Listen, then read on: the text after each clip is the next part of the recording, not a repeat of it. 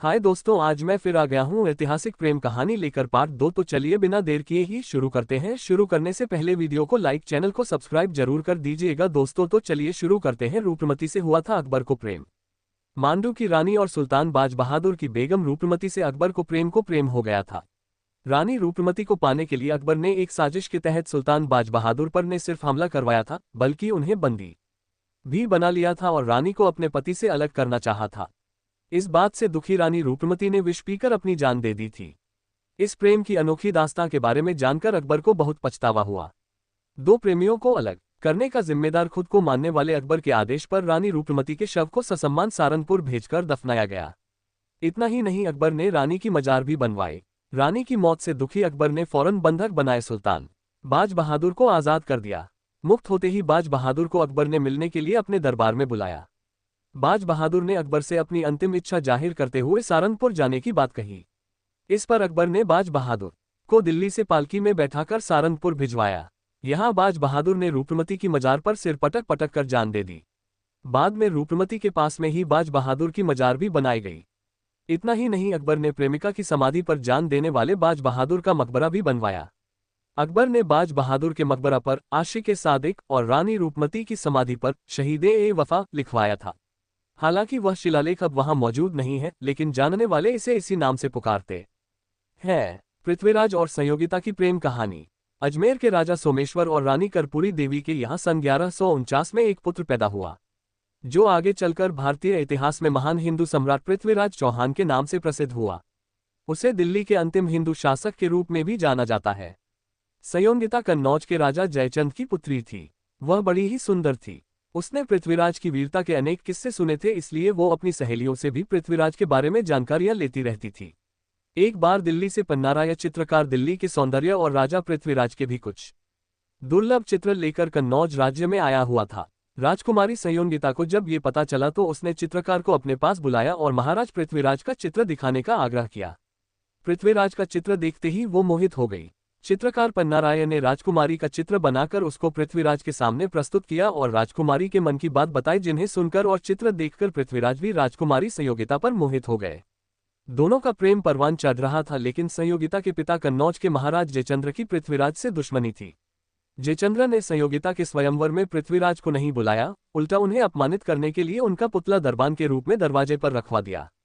लेकिन पृथ्वीराज बेधड़क स्वयंवर में आए और सबके सामने राजकुमारी को उसकी सहमति से अगवा कर ले गए। राजधानी पहुंचकर दोनों ने शादी कर ली। कहते हैं कि इसी अपमान का बदला लेने के लिए जयचंद्र ने मोहम्मद गौरी को भारत पर आक्रमण करने का निमंत्रण दिया। गौरी को 17 बार पृथ्वीराज ने हराया। 18वीं बार गौरी ने पृथ्वीराज को धोखे से बंदी बनाया और अपने देश ले गया। वहां उसने गर्म सलाखों से पृथ्वीराज की आंखें तक फोड़ दी। गौरी ने पृथ्वीराज से अंतिम इच्छा पूछी।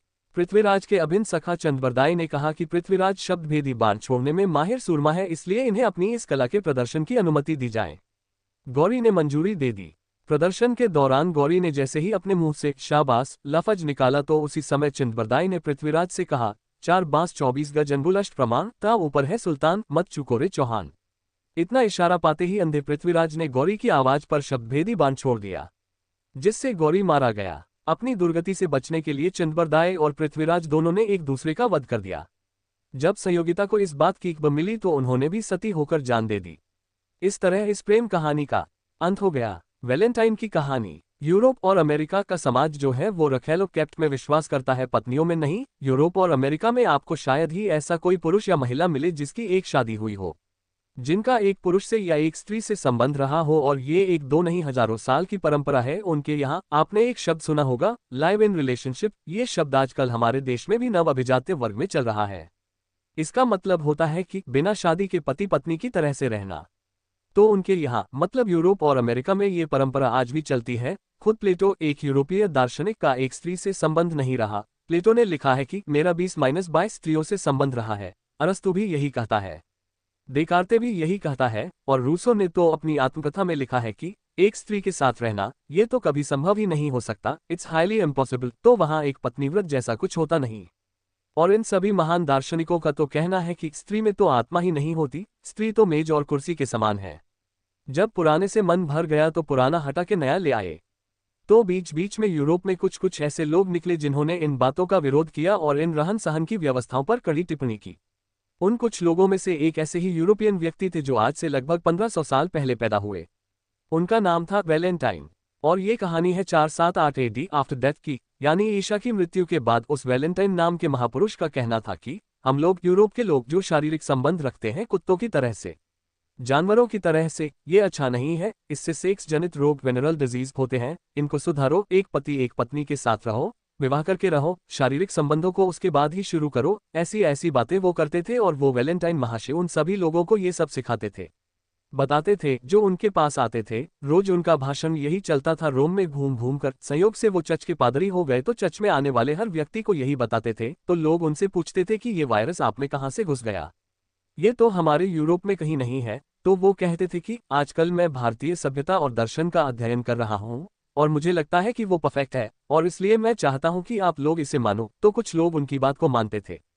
तो जो लोग उनकी बात को मानते थे उनकी शादियां वो चर्च में कराते थे और एक दो नहीं, उन्होंने सैकड़ों शादियां करवाई थी।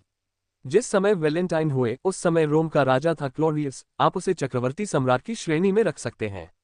क्लोडियस ने कहा कि ये जो आदमी है वैलेंटाइन, ये हमारे यूरोप की परंपरा को बिगाड़ रहा है। हम बिना शादी के रहने वाले लोग हैं, मौज मजे में डूबे रहने वाले लोग हैं और ये शादियां करवाता फिर रहा है। ये तो अपसंस्कृति फैला रहा है, हमारी संस्कृति को नष्ट कर रहा है। तो क्लोडियस ने आदेश दिया कि जाओ वैलेंटाइन को पकड़ के लाओ। तो उसके सैनिक वैलेंटाइन को पकड़ के ले आए। क्लोडियस ने वैलेंटाइन से कहा कि ये तुम क्या गलत काम कर रहे हो, तुम अधर्म फैला रहे हो, अपसंस्कृति ला रहे हो। तो वैलेंटाइन ने कहा कि मुझे लगता है कि ये ठीक है। क्लोडियस ने उसकी एक बात न सुनी और उसने वैलेंटाइन को फांसी की सजा दे दी। आरोप क्या था कि वो बच्चों की शादियां कराते थे, मतलब शादी करना जुर्म था। क्लोडियस ने उन सभी बच्चों को बुलाया जिनकी शादी वैलेंटाइन ने करवाई थी और उन सभी के सामने वैलेंटाइन को 14 फरवरी 498 ईस्वी को फांसी दे दिया गया। पता नहीं आप में से कितने लोगों को मालूम है कि पूरे यूरोप में 1950 ईस्वी तक खुले मैदान में सार्वजनिक तौर पर फांसी देने की परंपरा थी। तो जिन बच्चों ने वैलेंटाइन के कहने पर शादी की थी वो बहुत दुखी हुए और उन सब ने उस वैलेंटाइन की दुखद याद में 14 फरवरी को वैलेंटाइन डे मनाना शुरू किया। तो उस दिन से यूरोप में वैलेंटाइन डे मनाया जाता है। मतलब ये हुआ कि वैलेंटाइन, जो कि यूरोप में शादियां करवाते फिरते थे, चूंकि राजा ने उनको फांसी की सजा दे दी तो उनकी याद में वैलेंटाइन डे मनाया जाता है।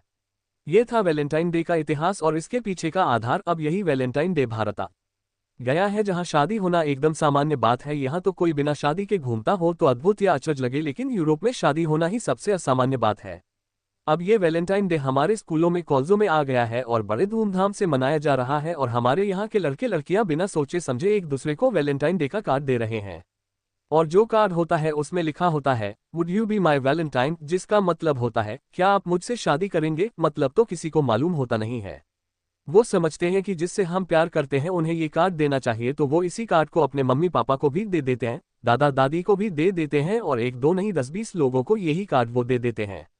और इस धंधे में बड़ी बड़ी कंपनियां लग गई हैं, जिनको ग्रीटिंग कार्ड बेचना है, जिनको गिफ्ट बेचना है, जिनको मिठाइयां बेचनी है और टेलीविजन चैनल वालों ने इसका धुआंधार प्रचार कर दिया। ये सब लिखने के पीछे का उद्देश्य यही है कि नकल आप करें तो उसमें अकल भी लगा लिया करें। उनके यहाँ साधारणतया शादियां नहीं होती है और जो शादी करते हैं वो वैलेंटाइन डे मनाते हैं। बनीठनी, राजस्थान की मोनालिसा। राजस्थान के इतिहास में राजा रानियों आदि ने ही नहीं बल्कि तत्कालीन शाही परिवारों की दासियों ने भी अपने अच्छे बुरे कार्यों से प्रसिद्धि पाई है। जयपुर की एक दासी रूपा ने राज्य के तत्कालीन राजनीतिक झगड़ों में अपने कुटिल षड्यंत्रों के जरिए राजद्रोह जैसे घिनौने, लज्जाजनक और निम्नकोटि के कार्य कर इतिहास में कुख्याति अर्जित की। तो उदयपुर की एक दासी रामप्यारी ने मेवाड़ राज्य के कई तत्कालीन राजनीतिक संकट निपटाकर अपनी राज्य भक्ति, सूझबूझ व होशियारी का परिचय दिया और मेवाड़ के इतिहास में अपना नाम स्वर्ण अक्षरों में लिखवाने में सफल रही। पूर्व रियासत जोधपुर राज्य की एक दासी भारमली भी अपने रूप और सौंदर्य के चलते इतिहास में चर्चित और प्रसिद्ध है। बनीठनी भी राजस्थान के किशनगढ़ रियासत के तत्कालीन राजा सावंत सिंह की दासी व प्रेमिका थी। राजा सावंत सिंह सौंदर्य व कला की कद्र करने वाले थे। वे खुद बड़े अच्छे कवि व चित्रकार थे। उनके शासनकाल में बहुत से कलाकारों को आश्रय दिया गया। बनीठनी भी सौंदर्य की अद्भुत मिसाल होने के साथ ही उच्च कोटि की कवयित्री थी। ऐसे में कला और सौंदर्य की कद्र करने वाले राजा का अनुग्रह व अनुराग इस दासी के प्रति बढ़ता गया।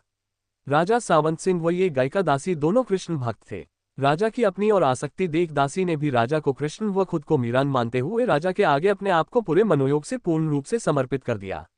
उनकी आसक्ति जानने वाली प्रजा ने भी उनके भीतर कृष्ण राधा की छवि देखी और दोनों को कई अलंकरणों से नवाजा, जैसे राजा को नागरीदास, चितवन, चितेरे, अनुरागी, मतवाले आदि तो दासी को भी कलावंती, कीर्तिनिन, लवलीज, नागर रमणी, उत्सव प्रिया आदि संबोधन मिले। वहीं रसिक बिहारी के नाम से वह खुद कविता पहले से ही लिखती थी। एक बार राजा सावंत सिंह ने, जो चित्रकार थे, इसी सौंदर्य और रूप की प्रतिमूर्ति दासी को रानियों जैसी पोशाक व आभूषण पहनाकर एकांत में उसका एक चित्र बनाया और इस चित्र को राजा ने नाम दिया बनी ठनी। राजस्थानी भाषा के शब्द बनी ठनी का मतलब होता है सजी संवरी, सजी धजी। राजा ने अपना बनाया ये चित्र राज्य के राज चित्रकार निहालचंद को दिखाया। निहालचंद ने राजा द्वारा बनाए उस चित्र में कुछ संशोधन बताए। संशोधन करने के बाद भी राजा ने वह चित्र सिर्फ चित्रकार के अलावा किसी को नहीं दिखाया और चित्रकार निहालचंद से वह चित्र अपने सामने वापस बनवाकर उसे अपने दरबार में प्रदर्शित कर सार्वजनिक किया। इस सार्वजनिक किए चित्र में भी बनते समय राजा ने कई संशोधन करवाए व खुद भी संशोधन किए। इस चित्र की सर्वत्र बहुत प्रशंसा हुई और उसके बाद दासी का नाम बनी ठनी पड़ गया। सब उसे बनी ठनी के नाम से ही संबोधित करने लगे। चितेरे राजा के अलावा उनके चित्रकार को भी अपनी चित्रकला के हर विषय में राजा की प्रिय दासी बनी ठनी ही आदर्श मॉडल नजर आने लगी और उसने बनी ठनी के ढेरों चित्र बनाए जो बहुत प्रसिद्ध हुए और इस तरह किशनगढ़ की चित्रशैली को बनी ठनी के नाम से ही जाना जाने लगा। और आज किशनगढ़ की यह बनी ठनी चित्रकला शैली पूरे विश्व में प्रसिद्ध है। बनी ठनी का पहला चित्र तैयार होने का समय संवत 1755-57 है। आज बेशक राजा द्वारा अपनी उस दासी पर आसक्ति व दोनों के बीच प्रेम को लेकर लोग किसी भी तरह की प्रतिक्रिया व्यक्त करे या विश्लेषण करे, पर किशनगढ़ के चित्रकारों को के लिए उन दोनों का प्रेम वरदान सिद्ध हुआ है, क्योंकि यह विश्व प्रसिद्ध चित्रशैली भी उसी प्रेम की उपज है और इस चित्रशैली की देश विदेश में अच्छी मांग है। किशनगढ़ के अलावा भी राजस्थान के बहुतेरे चित्रकार आज भी इस चित्रकला शैली से अच्छा कमा खा रहे हैं। ये चित्रकला शैली उनकी आजीविका का अच्छा साधन है। बनी ठनी सिर्फ रूप और सौंदर्य की प्रतिमा व राजा की प्रेमिका ही नहीं थी, वह एक अच्छी गायिका व कवियत्री थी। उसके इस साहित्यिक पक्ष पर प्रकाश डालते हुए राजस्थानी भाषा के मूर्धन्य साहित्यकार सौभाग्य सिंह शेखावत लिखते हैं, राजकुलीय परिवारों की रानियों महारानियों की भांति ही राजा महाराजाओं के पासवानों, पढ़दायतों और रखेलों में कई नारियां अच्छी साहित्यकार हुई है। किशनगढ़ के ख्यातिलब्ध साहित्यकार महाराजा सावंत सिंह की पासवान बनी ठनी उत्तम कोटि की कवियत्री और भक्त हृदय नारी थी। अपने स्वामी नागरीदास राजा सावंत सिंह की भांति ही बनी ठनी की कविता भी अति मधुर, हृदय स्पर्शी और कृष्ण भक्ति अनुराग के सरोवर है। वह अपना काव्य नाम रसिक बिहारी रखती थी। रसिक बिहारी का ब्रज, पंजाबी और राजस्थानी भाषाओं पर समान अधिकार था। रसीली आंखों के वर्णन का एक पद उदाहरणार्थ प्रस्तुत है, रत्नारी होथारी आंखड़िया, प्रेम छकी रसबस अलसारनी जानी कमाल पानखड़िया, सुंदर रूप लुभाए गतिमती हो गई जू मधुमान खड़िया। रसिका बिहारी वारी प्यारी कौन बसी निसी कानखड़िया। रसिक प्रिया ने श्री कृष्ण और राधिका के जन्म, कुंज बिहार, रास क्रीड़ा, होली, सांझ, हिंडोला, पनघट आदि विविध लीला प्रसंगों का अपने पदों में वर्णन किया है। कृष्ण राधा लीला वैविध की मार्मिक अभिव्यक्ति पदों में प्रस्फुटित हुई है। वीर दुर्गाजी शेखावत और उनकी दृढ़ प्रतिज्ञा। दुर्गाजी शेखावत भारतीय इतिहास में ऐसे ही एक दृढ़ प्रतिज्ञ वीर थे, जिन्होंने एक राजपूत राजकुमारी द्वारा किए गए प्रण को पूरा करने में सहयोग के लिए अपने पिता के राज्य के उत्तराधिकार का अधिकार का त्याग करने की दृढ़ प्रतिज्ञा की व उसे निभाया भी। वीर वर दुर्गाजी शेखावाटी और शेखावत वंश के प्रवर्तक महान योद्धा राव शेखाजी के सबसे बड़े पुत्र थे और अपने पिता के राज्य के उत्तराधिकारी थे, पर उन्होंने अपने भविष्य में पैदा होने वाले छोटे भाई के लिए राज्य के त्याग की प्रतिज्ञा की व उसे दृढ़तापूर्वक निभाया भी। इतिहासकारों के अनुसार चौबारा के चौहान शासक स्योब्रम जी की राजकुमारी गनकंवर ने राव शेखाजी की वीरता और कीर्ति पर मुग्ध होकर मन ही मन प्रण कर लिया कि वो विवाह शेखाजी के साथ ही करेगी, किंतु उसके पिता को अपनी पुत्री का ये हट स्वीकार नहीं था, क्योंकि उस समय तक शेखाजी के 4 विवाह हो चुके थे और उनकी रानियों से शेखाजी को कई संतानें भी थी, जिनमें उनके ज्येष्ठ पुत्र दुर्गाजी उनके राज्य अमरसर के उत्तराधिकारी के तौर पर युवराज के रूप में मौजूद थे। और स्योब्रहम जी अपनी पुत्री का विवाह ऐसे किसी राजा से करना चाहते थे जिसके पहले कोई संतान न हो और उन्हीं की पुत्री के गर्भ से उत्पन्न पुत्र उस राज्य का उत्तराधिकारी बने। चौहान राजकुमारी के हठ व उनके पिता का असमंजस के समाचार सुन कुंवर दुर्गाजी चौबारा जाकर राव स्योब्रमा जी से मिले और राजकुमारी की इच्छा को देखते हुए उसका विवाह अपने पिता के साथ करने का अनुरोध किया। साथ ही चौहान सामंत के सामने ये प्रतिज्ञा की कि इस चौहान राजकुमारी के गर्भ से शेखाजी का जो पुत्र होगा उसके लिए वे राज्य गद्दी का अपना हक त्याग देंगे और आजीवन उसकी सुरक्षा व सेवा में रहेंगे।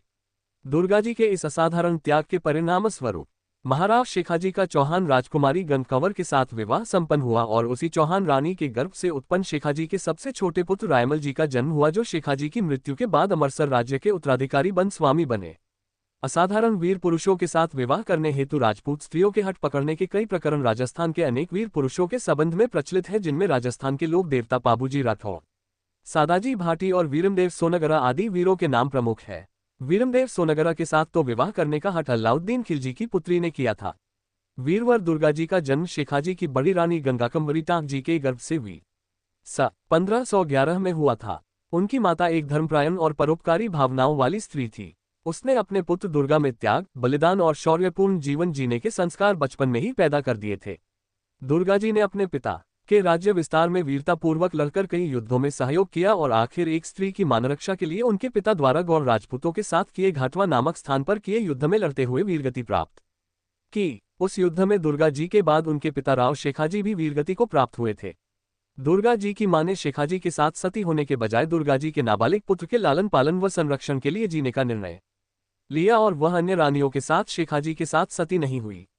दुर्गाजी के वीर वंशज दुर्गावत शेखावत नहीं कहलाकर उनके मातृपक्ष टांक वंश के नाम पर टकनेत शेखावत कहलाए, जो आज भी राजस्थान के लगभग 80 गांवों में निवास करते हैं। दुर्गा जी की व उनके पिता राव शेखाजी की वीरगति घाटवा युद्ध में ही हुई थी, अतः दुर्गा जी का दाह संस्कार भी रलवता गांव के पास अरावली की तलहटी में शेखाजी की चिता के पास ही किया गया था। उस स्थान पर शेखाजी की स्मृति में एक छतरी बनी थी। कहते हैं उस छतरी के पास दुर्गा जी की स्मृति में भी एक चबूतरा बना था, पर आज वह मौजूद नहीं है। शेखाजी के इस स्मारक पर अब शेखाजी की एक विशाल मूर्ति लगी है, जिसका अनावरण उन्हीं की कुलवधू तत्कालीन राष्ट्रपति श्रीमती प्रतिभा पाटिल देवी सिंह शेखावत ने किया था। अब महाराव शेखा संस्थान ने शेखाजी की विशाल प्रतिमा के साथ ही वीरवर दुर्गाजी की स्मृति हेतु उनकी भी एक प्रतिमा लगाने निर्णय किया है, जिसे जल्द पूरा करने हेतु महाराव शेखा संस्थान कार्यरत है। जब कवियों ने मनाए मित्र राजा की रूठी प्रेसी। जोधपुर के राजा मानसिंह को इतिहास में शासक के रूप में कठोर, निर्दयी, अत्यंत क्रूर और कूटनीतिज्ञ माना जाता है, पर साथ ही उनके व्यक्तित्व का एक दूसरा रूप भी था। वे भक्त, कवि, कलाकार, उच्च कोटि के साहित्यकार, कला पारखी व कलाकारों, साहित्यकारों, कवियों को संरक्षण देने वाले दानी व दयालु व्यक्ति भी थे। उनके व्यवहार, प्रकृति और स्वभाव के बारे में उनके शासकीय जीवन की कई घटनाएं इतिहास में पढ़ने के बाद उनके उच्च कोटि के कवि, भक्त और कला संरक्षण, दानी व दयालु होने के बारे में कोई कल्पना भी नहीं कर सकता, पर उनके व्यवहार व स्वभाव में ये विरोधाभास स्पष्ट था। उनके दरबार में उनके सबसे अच्छे मित्रों में कवियों की सबसे ज्यादा भरमार थी। वे कुछ मित्र कवियों और साहित्यकारों से सिर्फ साहित्य व काव्य चर्चा ही नहीं करते थे, बल्कि मित्रता के नाते अपने व्यक्तिगत जीवन में भी सलाह मशविरा करते थे। जनश्रुति है कि एक बार महाराजा मानसिंह की एक सुंदर प्रेसी किसी बात ईगो को लेकर अकड़कर रूठ बैठी। अब वह आसानी से मान जाए तो यह उसके मान सम्मान ईगो का सवाल था। सो राजा मानसिंह की लाख कोशिशों के बावजूद वह प्रेसी अपनी जिद नहीं छोड़ रही थी। आखिर राजा मानसिंह ने अपनी व्यथा अपने 3 मित्र कवियों बानकेदास, उत्तमचंद और गुमान सिंह को बताई तो तय हुआ कि तीनों कवि राजा के साथ प्रेसी को मनाने जाएंगे और सभी उसे मान ईगो त्यागने के लिए एक एक पंक्ति के काव्य रूपी में वाक्य में आग्रह करेंगे। इस तरह योजना बनाकर तीनों कवि राजा के साथ प्रेसी के कक्ष में गए और एक एक काव्य पंक्ति में अपने मनोभाव यूं व्यक्त किए। बानकेदास, बाक तजो बाता करो उत्तमचंद, उत्तमचित गतियान गुमान सिंह, तज गुमान है सुंदरी मान सिंह, मान कहेरी मान। और चारों की काव्य पंक्तियां सुनते ही राजा की सुंदरी प्रेसी को हंसी आ गई और उसने अपना हट छोड़ दिया। रूठी प्रेसी, भाग्य में लिखा वो मिला। जोधपुर के राजा मानसिंह हालांकि जोधपुर राजपरिवार में पैदा हुए, पर उनके पिता का जोधपुर राज्य के राजा के छोटे पुत्र होने के कारण गद्दी पर उनका अधिकार कतई नहीं रहा। जब पिता के ही हक में राजगद्दी नहीं थी तब मानसिंह के अधिकार की तो बात ही दूर थी। उस वक्त जोधपुर की राजगद्दी पर भीम सिंह विराजमान थे, जो मानसिंह के बड़े भाई उनके पिता के बड़े भाई का पुत्र थे। मानसिंह जालौर के किले में थे, पर पारिवारिक कलह और पोकरण के ठाकुर सवाई सिंह के षड्यंत्रों के चलते भीम सिंह ने मानसिंह को जालौर किले से बेदखल करने हेतु अपने प्रधान सेनापति इंद्रराज सिंघवी के नेतृत्व में एक विशाल सेना भेज जालौर किले को घेर रखा था। वर्षों से जोधपुर की सेना से घिरे रहने के चलते मानसिंह आर्थिक तौर पर तंगहाली में गुजर रहे थे। धनाभाव के चलते किले में सुरक्षा के लिए गोला बारूद तो छोड़िए, खाने के लिए अन्न की भी भयंकर कमी पड़ जाया करती थी। ऐसी हालत में हर बार मानसिंह के मित्र कवि जुक्तिदान बारहट बंसूरी दुश्मन सेना के मध्य से छद्मवेश में निकलकर अर्थ की व्यवस्था करते थे। एक बार तो जब बारहट जी के धन की व्यवस्था के लिए सभी रास्ते बंद हो गए, तब कवि जुक्तिदान बारहट ने अपनी पुत्रवधू के गहने चुपके से निकाल बेचकर राजा मानसिंह की आर्थिक सहायता की, जिसे मानसिंह कभी नहीं भूले। उस दिन वर्षों के सैनिक घेरे के चलते किले में धन व खाद्य सामग्री का अभाव पड़ गया था। किले में मौजूद हर व्यक्ति 4-5 दिन बाद खाद्य सामग्री के खत्म होने के बाद भूखे रहने वाली परिस्थिति भांपकर व्याकुल था। मानसिंह को भी अब धन की व्यवस्था करने का कोई रास्ता नजर नहीं आ रहा था। सभी परिस्थितियों पर गहन चिंतन मनन करने के बाद मानसिंह ने मन ही मन अपने बड़े भाई जोधपुर के राजा भीम सिंह के सेनापति के आगे आत्मसमर्पण करने का निर्णय कर अपने साथियों से विचार विमर्श किया। उनके साथी भी ऐसी विकट परिस्थिति में आत्मसमर्पण करने के ही पक्ष में थे। आखिर आत्मसमर्पण भी बड़े भाई की सेना के सामने ही करना था, अतः स्वाभिमान आहत होने वाली बात भी इतनी बड़ी नहीं थी। कोई सेना होती तो आत्मसमर्पण करना कुल परंपरा के खिलाफ होता, स्वाभिमान आहत होता, पर यहाँ तो अपने ही बड़े भाई की सेना के आगे समर्पण करना था।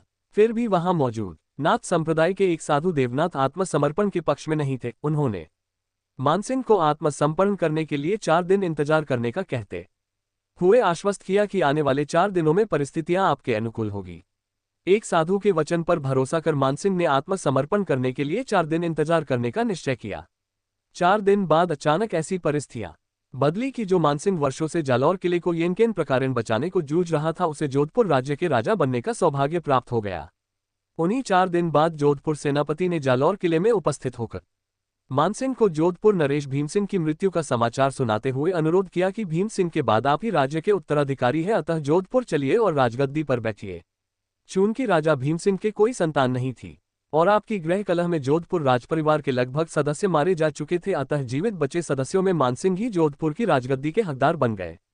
एक दिन पहले तक जिस बड़े भाई की सेना से दुश्मन सेना की भांति टक्कर ले रहे थे, वही मानसिंह महाराजा भीम सिंह की मृत्यु का शोक मना छोटा भाई होने का कर्तव्य निभा रहे थे। जो सेना मानसिंह के खून की प्यासी थी, जिसे मानसिंह के वध के लिए वर्षों से जालौर किले की नींव के लिए तैनात किया गया था, भाग्य का खेल देखिए कि उसी सेना का सेनापति इंद्रराज सिंघवी जालौर किले में मानसिंह से जोधपुर चलकर राजगद्दी पर बैठने का आग्रह कर रहा था और मानसिंह उसे कह रहे थे, मैं तुझ पर कैसे भरोसा करूं।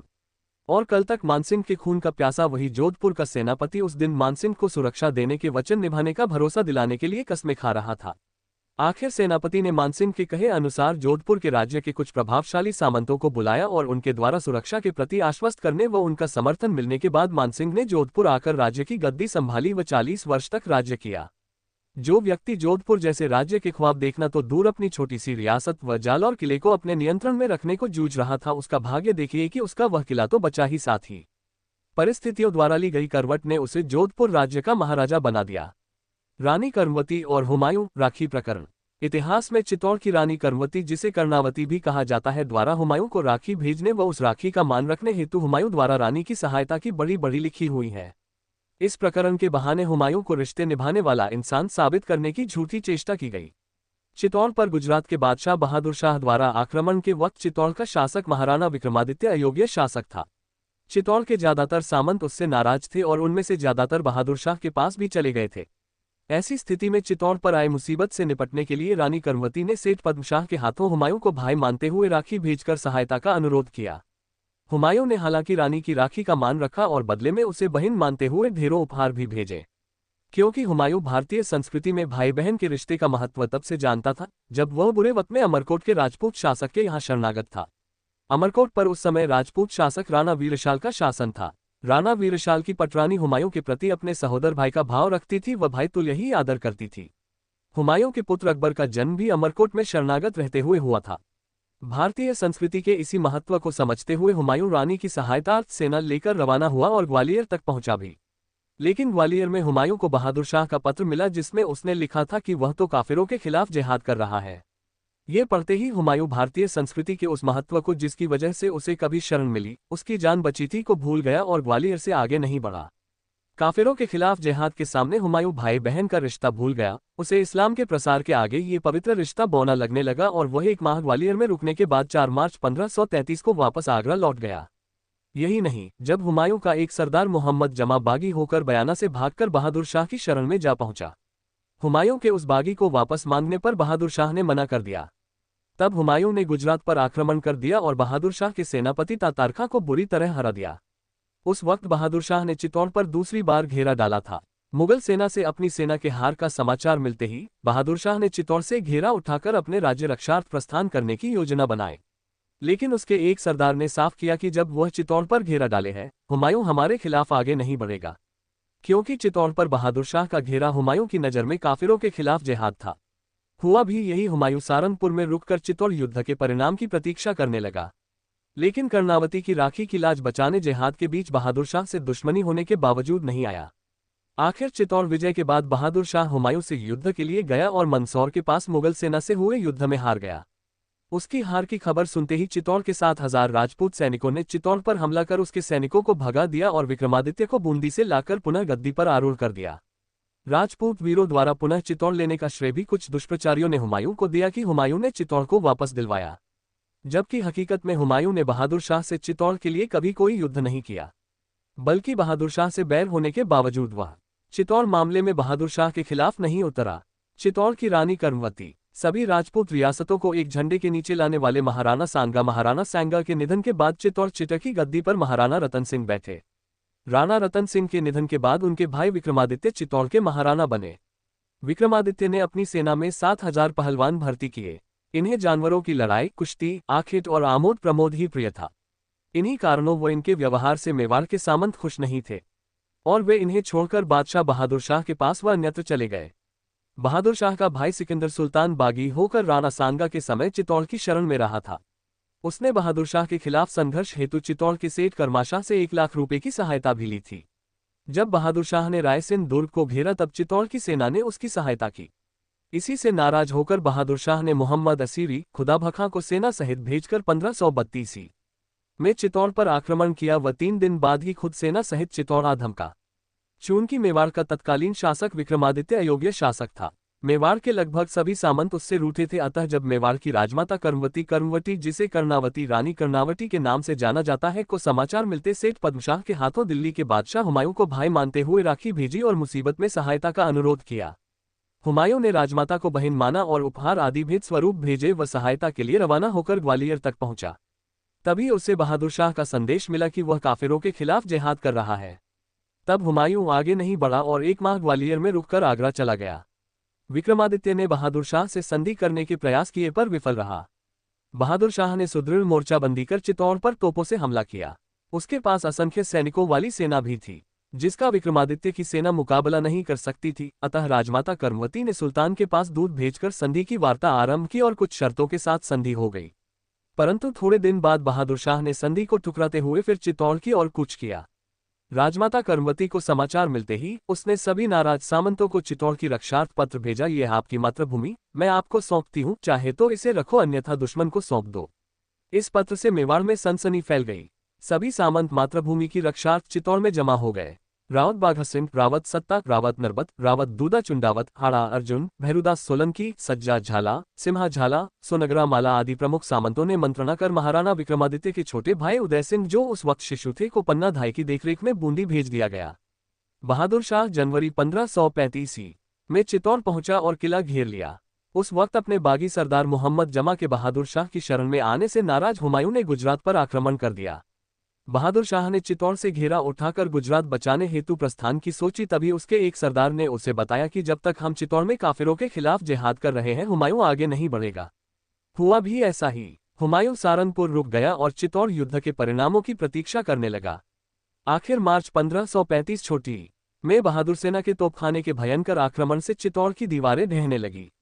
भयंकर युद्ध हुआ। चित्तौड़ के प्रमुख सामंत योद्धाओं के साथ महाराणा सांगा की राठौड़ रानी जवाहरबाई ने पुरुष वेश में अश्वारूढ़ होकर युद्ध संचालन किया। आखिर हार सामने देख राजपूत वॉरियर ने अपनी चिर परिचित परंपरा जौहर और शाका करने का निर्णय लिया। 13,000 क्षत्रानियों ने गौमुख में स्नान कर मुख में तुलसी लेकर पूजा पाठ के बाद विजय स्तंभ के सामने बारूद के ढेर पर बैठकर जौहर व्रत रूपी अग्निस्नान किया। जौहर व्रत की प्रज्वलित लपटों के सम्मुख राजपूतों ने केसरिया वस्त्र धारण कर, पगड़ी में तुलसी टांग, गले में सालिग्राम का गुटका टांग, कसुम्बा पान कर किले का दरवाजा खोल दुश्मन सेना पर टूट पड़े और अपने खून का आखिरी कतरा बहने तक युद्ध करते रहे। इस तरह चित्तौड़ का ये दूसरा जौहर शाका संपन्न हुआ। कहा जाता है इस युद्ध में इतना रक्तपात हुआ था कि रक्त का एक नाला बरसाती नाले की तरह किले से बह निकला था। इस तरह रानी कर्मवती ने अपने अयोग्य पुत्र के शासन व उस काल चित्तौड़ बनबीर जैसे षड्यंत्रकारियों के षड्यंत्र के बीच अपनी सूझबूझ, रणनीति और बहादुरी से चित्तौड़ के स्वाभिमान, स्वतंत्रता की रक्षा के लिए अपने प्राणों की आहुति दी। ज्ञात हो इसी रानी के शिशु राजकुमार उदय सिंह के प्राण बचाने हेतु पन्ना धाय ने अपने पुत्र का बलिदान दे दिया था। बाघा भारमली की अमर प्रेम कहानी। समाज और परंपराओं के विपरीत बाघा भारमली की प्रेम कथा बाड़मेर के कण कण में समाई है। इस प्रेम कथा को रूठी रानी में अवश्य विस्तार मिला है, मगर स्थानीय तौर पर यह प्रेम कथा साहित्यकारों द्वारा अपेक्षित हुई है। हालांकि चारण कवियों ने अपने ग्रंथों में इस प्रेम कथा का उल्लेख अवश्य किया है। कोटड़ा के किले से जो प्रेम कहानी निकली वह बाघा भारमली के नाम से अमर हुई। मारवाड़ के पश्चिमी अंचल बाड़मेर जैसलमेर से संबंधित यह प्रणय वृतांत आज भी यहाँ की सांस्कृतिक परंपरा एवं लोकमानस में जीवंत है। इस प्रेमगाथा का नायक बागजी राठौड़ बाड़मेर जिले के कोटड़ा ग्राम का था। उसका व्यक्तित्व शूरवीरता तथा दानशीलता से विशेष रूप से संपन्न था। जैसलमेर के भाटियों के साथ उसके कुल का वैवाहिक संबंध होने के कारण वह उनका समधी गनायत लगता था। कथा की नायिका भारमली जैसलमेर के रावल लूणकरण की पुत्री उमादे की दासी थी। 1536 में उमादे का जोधपुर के राव मालदेव 1531-62 से विवाह होने पर भारमली उमादे के साथ ही जोधपुर आ गई। वह रूप लावण्य तथा शारीरिक सौष्ठव में अप्सराओं जैसी अद्वितीय थी। विवाहोपरांत मधु यामिनी के अवसर पर राव मालदेव को उमादे रंगमहल में पधारने का अर्ज करने हेतु गई दासी भारमली के अप्रतिम सौंदर्य पर मुग्ध होकर मदमस्त रावजी रंगमहल में जाना बिसरा भारमली के यौवन में ही रम गए। इससे राव मालदेव और रानी उमादे में रार ठन गई। रानी रावजी से रुठ गई। ये रुठन रार जीवन पर्यंत रही, जिससे उमादे रूठी रानी के नाम से प्रसिद्ध हुई। राव मालदेव के भारमली में रत होकर रानी उमादे के साथ हुए विश्वासघात से रुष्ट उसके पीहर वालों ने अपनी राजकुमारी का वैवाहिक जीवन निर्द्वंद्व बनाने हेतु अपने योद्धा गनायत बागजी को भारमली का अपहरण करने के लिए उकसाया। भारमली के अनुपम रूप यौवन से मोहित हो बागजी उसका अपहरण कर कोटड़ा ले आया एवं उसके प्रति स्वन्य को हार बैठा। भारमली भी उसके बल पौरुष हार्दिक अनुसार के प्रति समर्पित हो गई, जिससे दोनों की प्रणय वल्लरी प्रीति रस से नित्य प्रति सिंचित होकर प्रफुल्ल और कुसुमित सुरभित होने लगी। इस घटना से क्षुब्ध राव मालदेव द्वारा कविराज आसानंद को बाघाजी को समझा बुझाकर भारमली को लौटा लाने हेतु भेजा गया। आसानंद के कोटड़ा पहुंचने पर बाघजी तथा भारमली ने उनका इतना आदर सत्कार किया कि वे अपने आगमन का उद्देश्य भूल वहीं रहने लगे। उसकी सेवा शुश्रूषा एवं हार्दिक विनय भाव से अभिभूत आसाजी का मन लौटने की बात सोचता ही नहीं था। उनके भाव विभोर चित्त से प्रेमी युगल की हृदयकांक्षा कुछ इस प्रकार मुखरित हो उठी, जह तरवर मोरिया, जह सरवर तह हंस, जह बागो तह भारमली, जह दारू तह मंस। उसके बाद आसानंद बागजी के पास ही रहे। इस प्रकार बाघ भारमली का प्रेम वृतांत प्रणय प्रवाह से आप्लायित होता रहा। बागजी के निधन पर कवि ने अपना प्रेम तथा शोक ऐसे अभिव्यक्त किया, ठौर ठौर पग दौड़ करसा पेट ज कारण, रात दिवस राठौड़ बिसरसी नहीं बाघने। महिंद्रा मूमल प्रेम कहानी। गुजरात का हमीर जाडेजा अपनी ससुराल अमरकोट सिंध आया हुआ था। उसका विवाह अमरकोट के राणा वीसलदे सोढ़ा की पुत्री से हुआ था। राणा वीसलदे का पुत्र महिंद्रा व हमीर हमउम्र थे, इसलिए दोनों में खूब जमती थी। साथ खेलते, खाते पीते, शिकार करते और मौज करते। एक दिन दोनों शिकार करते समय एक हिरण का पीछा करते करते दूर लोवा राज्य की काक नदी के पास आ पहुंचे। उनका शिकार हिरण अपनी जान बचाने काक नदी में कूद गया। दोनों ने ये सोच की, बेचारे हिरण ने जल में जल शरण ली है, अब उसे क्या मारना। शिकार छोड़ जैसे दोनों ने इधर उधर नजर दौड़ाई तो नदी के उस पार उन्हें एक सुंदर बगीचा व उसमें बनी एक दुमंजिली झरोखेदार मेरी दिखाई दी। इस सुनसान स्थान में इतना सुहावना स्थान देख दोनों की तबीयत प्रसन्न हो गई। अपने घोड़े नदी में उतार दोनों ने नदी पार कर बागीचे में प्रवेश किया। इस वीरानी जगह पर इतना सुंदर बाग देख दोनों आश्चर्यचकित थे कि अपने डोस में ऐसा नखलिस्तान, क्योंकि अभी तक तो दोनों ने ऐसे नखलिस्तानों के बारे में सौदागरों से ही चर्चाएं सुनी थी। उनकी आवाजें सुन मिरी में बैठी मूमल ने झरोखे से नीचे झांक कर देखा तो उसे गर्दन पर लटके लंबे काले बाल, भौहों तक तनी हुई मूछें, चौड़ी छाती और मांसल भुजाओं वाले दो खूबसूरत नौजवान अपना पसीना सुखाते दिखाई दिए।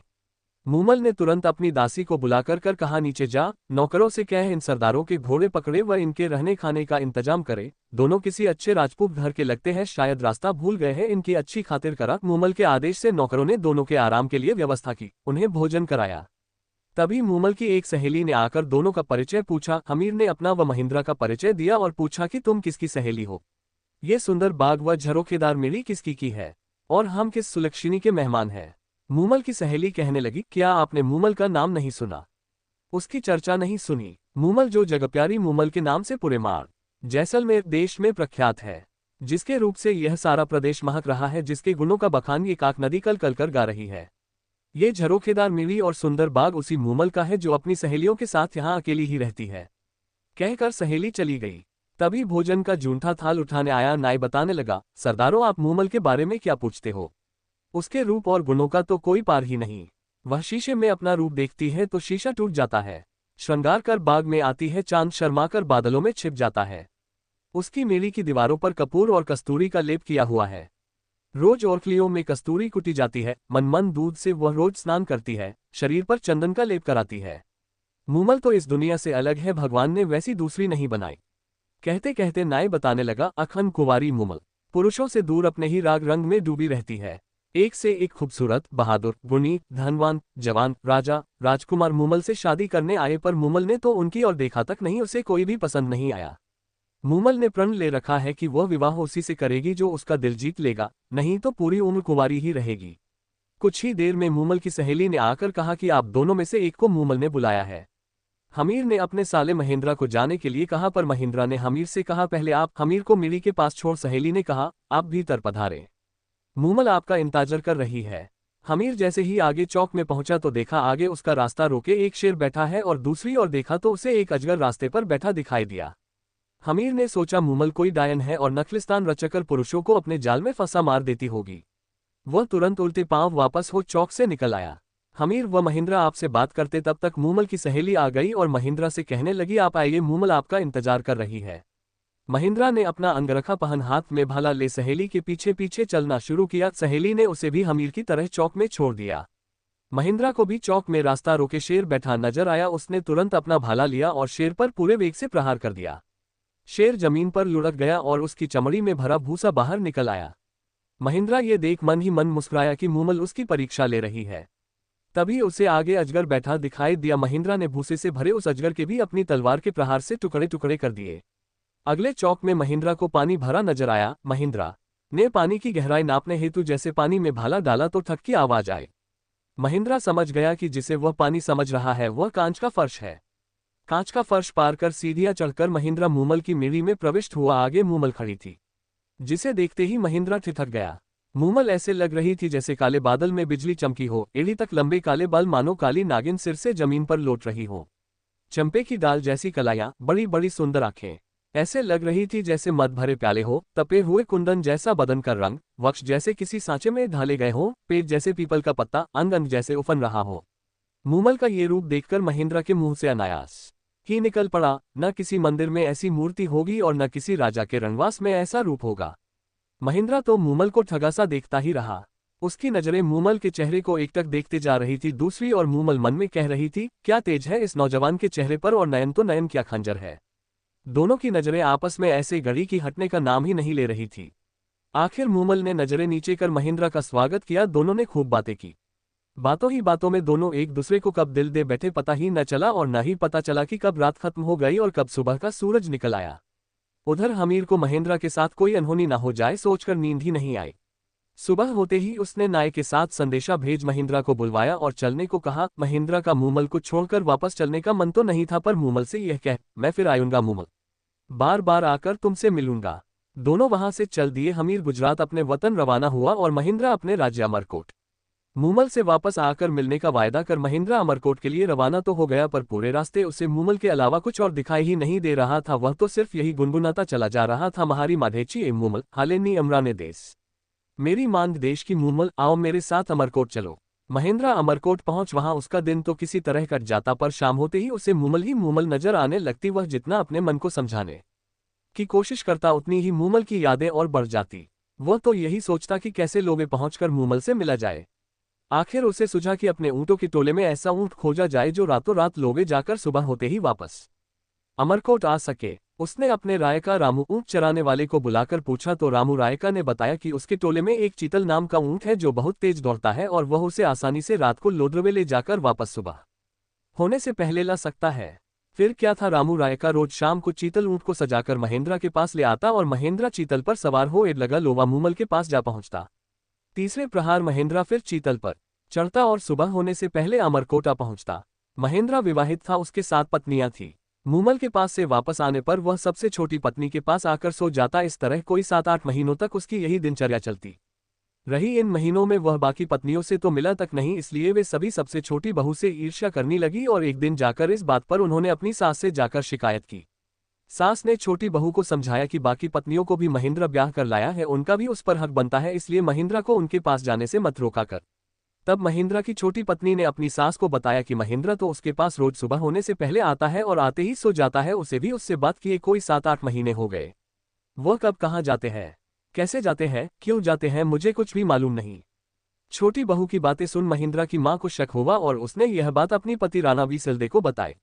चतुर वीसलदे ने छोटी बहू से पूछा कि जब महेंद्रा आता है तो उसमें क्या कुछ खास नजर आता है।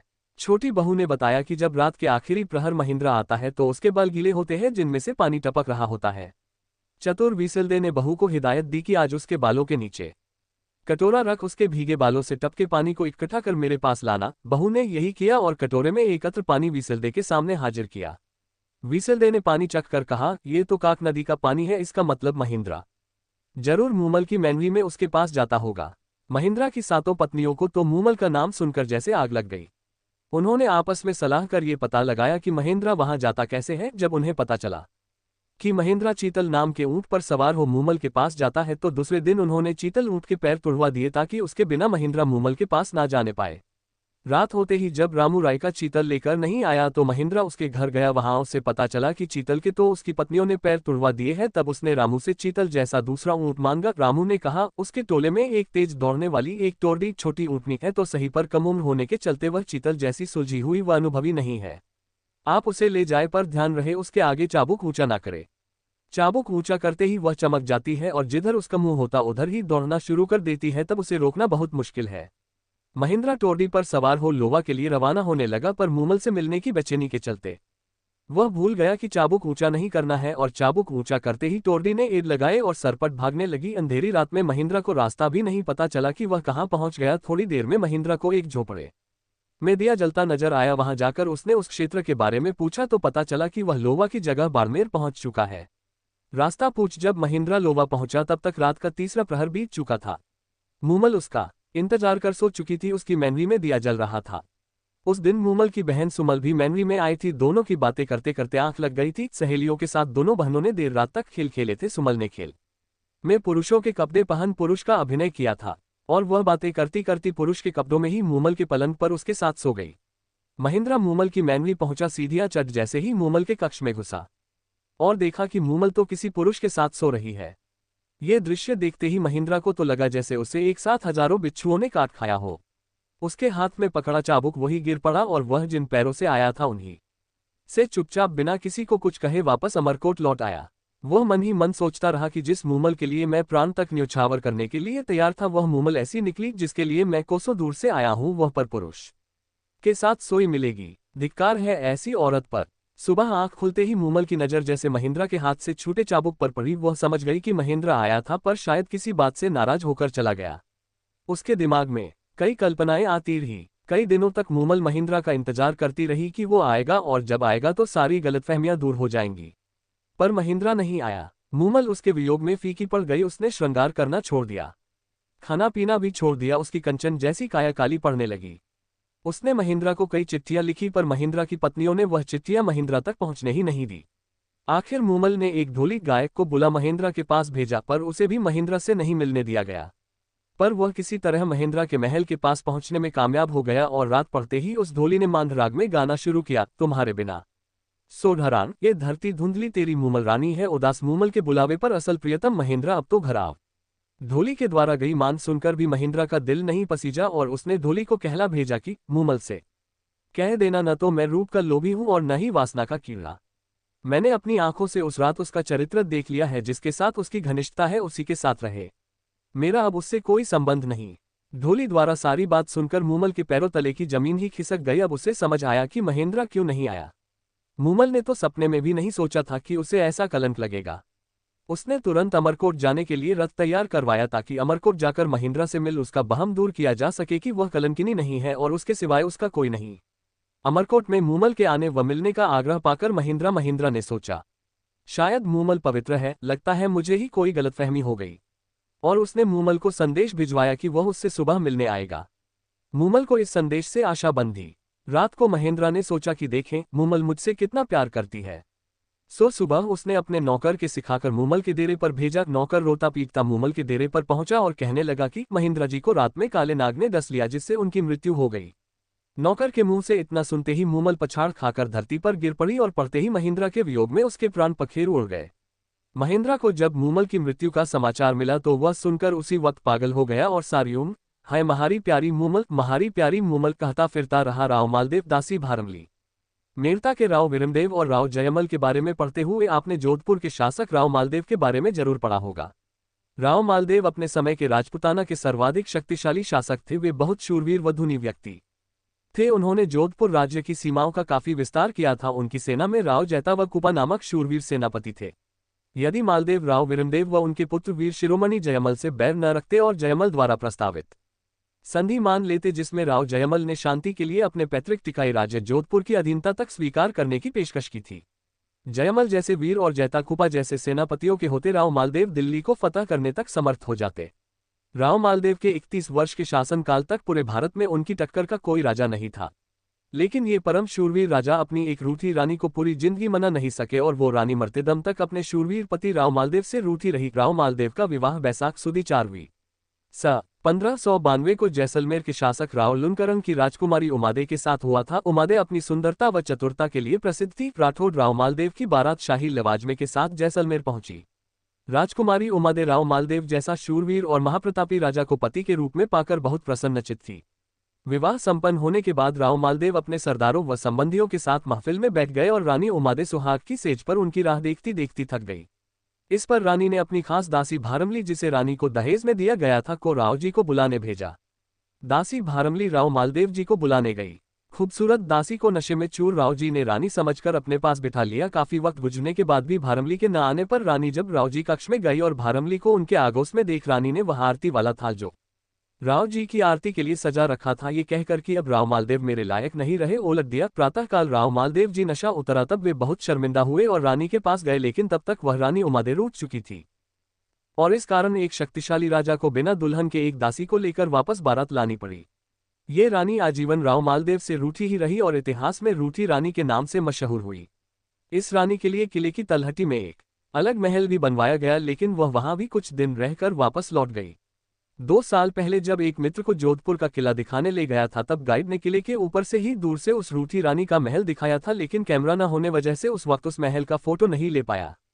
कार्तिक सुदी 12वीं स 1619 में जब राव मालदेव जी का निधन हुआ, तब ये रानी उनके पीछे उनकी पगड़ी के साथ जलती चिता में प्रवेश कर सती हो गई। दासी भारमली के अलावा ज्योतिषी चंडू जी भी इस रानी को दहेज में दिए गए थे, जिन्होंने अपनी पद्धति से एक पंचांग बनाया जो चंडू पंचांग के नाम से प्रसिद्ध हुआ। वर्तमान में चंडू जी की 19वीं पीढ़ी के पंडित सुरजाराम जी यह पंचांग निकालते हैं। इतिहास में रूठी रानी के नाम से प्रसिद्ध जैसलमेर की उस राजकुमारी उमादे, जो उस समय अपनी सुंदरता व चतुरता के लिए प्रसिद्ध थी, को उसका पति, जो जोधपुर के इतिहास में सबसे शक्तिशाली शासक रहा, ने क्या कभी उसे मनाने की कोशिश भी की या नहीं, और यदि उसने कोई कोशिश की भी तो वे कारण थे कि वह अपनी उस सुंदर और चतुर रानी को मनाने में कामयाब क्यों नहीं हुआ। आज उसी रानी की दासी भारमली उसके प्रेमी बाघ जी के बारे में पढ़ते हुए मेरी इस जिज्ञासा का उत्तर भी मिला कि राव मालदेव अपनी रानी को क्यों नहीं मना पाए। ज्ञात हो इसी दासी भारमली के चलते ही रानी अपने पति राव मालदेव से रूठ गई थी। शादी में रानी द्वारा रूठने के बाद राव मालदेव जोधपुर आ गए और उन्होंने अपने एक चतुर कवि आशानंद जी चारण को रूठी रानी उमादे को मना कर लाने के लिए जैसलमेर भेजा। स्मरण रहे, चारण जाति के लोग बुद्धि से चतुर व अपनी वाणी से वाक्पटुता व उत्कृष्ट कवि के तौर पर जाने जाते हैं। राजस्थान का डिंगल पिंगल काव्य साहित्य रचने में चारण कवियों का महत्वपूर्ण योगदान रहा है। राव मालदेव के दरबार के कवि आशानंद चारण बड़े भावुक व निर्भीक प्रकृति व वाक्पटु व्यक्ति थे। जैसलमेर जाकर उन्होंने किसी तरह अपनी वाक्पटुता के जरिए उस रूठी रानी उमादे को राजा मालदेव के पास जोधपुर चलने हेतु मना भी लिया और उन्हें लेकर जोधपुर के लिए रवाना हो गए। रास्ते में एक जगह रानी ने मालदेव व दासी भारमली के बारे में कवि आशानंद जी से एक बात पूछी। मस्त कवि कहते हैं समय व परिणाम की चिंता नहीं करता, और उस निर्भीक व मस्त कवि ने भी बिना परिणाम की चिंता किए रानी को 2 पंक्तियों का एक दोहे बोलकर उत्तर दिया। मान रखे तो पीव रखे तजमान, 2 गयन न बंधी है को खंभू ठान, अर्थात मान रखना है तो पति को त्याग दे और पति रखना है तो मान को त्याग दे, लेकिन 2 हाथियों का एक ही स्थान पर बांधा जाना असंभव है। अलहड़ मस्त कवि के इस दोहे की 2 पंक्तियों ने रानी उमादे की प्रसुप्त रोषाग्नि को वापस प्रज्वलित करने के लिए धृत का काम किया और कहा, मुझे ऐसे पति की आवश्यकता नहीं, और रानी ने रथ को वापस जैसलमेर ले जाने का आदेश दे दिया। बारहट जी कवि आशानंद जी ने अपने मन में अपने कहे गए शब्दों पर विचार किया और बहुत पछताए भी, लेकिन वे शब्द वापस कैसे लिए जा सकते थे। आपने जोधपुर की रूठी रानी के बारे में पढ़ते हुए उसकी दासी भारमली का नाम भी पढ़ा होगा। जैसलमेर की राजकुमारी उमादे, जो इतिहास में रूठी रानी के नाम से प्रसिद्ध है, अपनी इसी रूपवती दासी भारमली के चलते ही अपने पति जोधपुर के शक्तिशाली शासक राव मालदेव से रूठ गई थी, और मालदेव की लाख कोशिश करने के बाद भी वह आजीवन अपने पति से रूठी ही रही। जोधपुर के राव मालदेव का विवाह जैसलमेर के रावल लूणकरण जी की राजकुमारी उमादे के साथ हुआ था। सुहागरात्रि के समय उमादे को श्रृंगार करते देर हो गई तो उसने अपनी दासी भारमली को कुछ देर के लिए मालदेव जी का जी बहलाने के लिए भेजा। भारमली इतनी सुंदर थी कि उसके रूप लावण्य को देख नशे में धुत मालदेव जी अपने आप को न बचा सके। श्रृंगार करने के बाद जब उमादे आए और उसने मालदेव जी भारमली के साथ देखकर यह कहकर वापस चली गई कि ये पति मेरे लायक नहीं है, और वो जीवन भर रूठी ही रही। राव मालदेव ने जोधपुर आने के बाद अपने एक कवि आशानंद जी बारहट को रानी को मनाने भेजा, पर वे भी रानी मनाने में असमर्थ रहे। इस पर कवि आशानंद जी बारहट ने जैसलमेर के रावत लूणकरण जी से कहा कि अपनी पुत्री का भला चाहते है तो दासी भारमली को जोधपुर से वापस बुलवा लीजिए। रावत लूणकरण जी ने ऐसा ही किया और भारमली को उन्होंने जोधपुर से जैसलमेर बुलवा भेजा, पर स्वयं लूणकरण जी भारमली के रूप और लावण्य पर मुग्ध हो गए, जिससे लूणकरण जी की दोनों रानियां ने परेशान होकर भारमली को जैसलमेर से हटाने की सोची। लूणकरण जी की पहली रानी सोड़ी जी ने उमरकोट अपने भाइयों से भारमली को ले जाने जी की पहली रानी सोड़ी जी ने उमरकोट अपने भाइयों से भारमली को ले जाने के लिए कहा, लेकिन उमरकोट के सोडों ने लूणकरण जी से इस बात पर शत्रुता लेना उचित नहीं समझा। तब लूणकरण जी की दूसरी रानी, जो जोधपुर के मालानी परगने के कोटरे के शासक बागजी राठौड़ की बहन थी, ने अपने भाई बागजी को बुलाया। बहन का दुख मिटाने हेतु बागजी शीघ्र आए और रानियों के कथनानुसार भारमली को ऊंट पर बैठकर जैसलमेर से छिपकर भाग आए। लूणकरण जी कोटरे पर हमला तो कर नहीं सकते थे, क्योंकि पहली बात तो ससुराल पर हमला करने में उनकी प्रतिष्ठा घटती, और दूसरी बात राव मालदेव जैसा शक्तिशाली शासक मालानी का संरक्षक था। अतः रावत लूणकरण जी ने जोधपुर के ही कवि आशानंद जी बारहट को कोटरा भेजा कि बागजी को समझाकर भारमली को वापस ले आए। दोनों रानियों ने बागजी को पहले ही संदेश भेजकर सूचित कर दिया कि वे बारहट जी की बातों में न आना। जब बारहट जी कोटरा पहुंचे तो बागजी ने उनका बड़ा स्वागत सत्कार किया और बारहट जी की इतनी खातिरदारी की कि वे अपने आने का उद्देश्य ही भूल गए। एक दिन बागजी शिकार पर गए। बारहट जी व भारमली भी साथ थे। भारमली व बागजी में असीम प्रेम हो गया था, अतः वह भी किसी भी हालत में बागजी को छोड़कर जैसलमेर नहीं जाना चाहती थी। शिकार के बाद भारमली ने सूले सेककर खुद विश्राम स्थल पर बारहट जी दी व शराब आदि भी पिलाई। इससे खुश होकर वह बागजी व भारमली के बीच प्रेम देखकर बारहट जी का भावुक कवि हृदय बोल उठा, जन गिरव तन मोरिया, जन सरवर तन हंस, जन बाघा तन भारमली, जन दारू तन मंस। अर्थात जहां पहाड़ होते हैं वहां मोर होते हैं, जहां सरवर होता है वहां हंस होते हैं। इसी प्रकार जहां बाघ जी है वहीं भारमली होगी, ठीक उसी तरह जिस तरह जहां दारू होती है वहां मांस भी होता है। बारहट की यह बात सुन बाघ जी ने झट से कह दिया, बारहट जी आप बड़े हैं और बड़े आदमी दी हुई वास्तु को वापस नहीं लेते, अतः आप भारमली को मुझसे न मांगना। आशानंद जी बारहट पर वज्रपात सा हो गया, लेकिन बाघ जी ने बात संभालते हुए कहा कि आपसे एक प्रार्थना और है, आप भी मेरे यही रहिए। और इस तरह से बागजी ने कवि आशानंद जी बारहट को मनाकर भारमली को जैसलमेर ले जाने से रोक लिया। आशानंद जी भी कोटरा रहे और उनकी व बागजी जी की भी इतनी घनिष्ठ दोस्ती हुई कि वे जिंदगी भर बागजी को भुला ना पाए। एक दिन अकस्मात बागजी का निधन हो गया। भारमली बागजी के शव के साथ चिता में बैठकर सती हो गई और आशानंद जी अपने मित्र बागजी की याद में जिंदगी भर बेचैन रहे और उन्होंने बागजी की स्मृति में अपने उद्गारों के पिछोले बनाए। बागजी और कवि आशानंद जी के बीच इतनी घनिष्ठ मित्रता हुई कि आशानंद जी सोते उठते बागजी का नाम ही लेते थे। एक बार उदयपुर के महाराणा ने कवि आशानंद जी की परीक्षा लेने के लिए कहा कि वे सिर्फ एक रात बागजी का नाम लिए बिना निकाल दे तो मैं आपको 4 लाख रुपए दूंगा।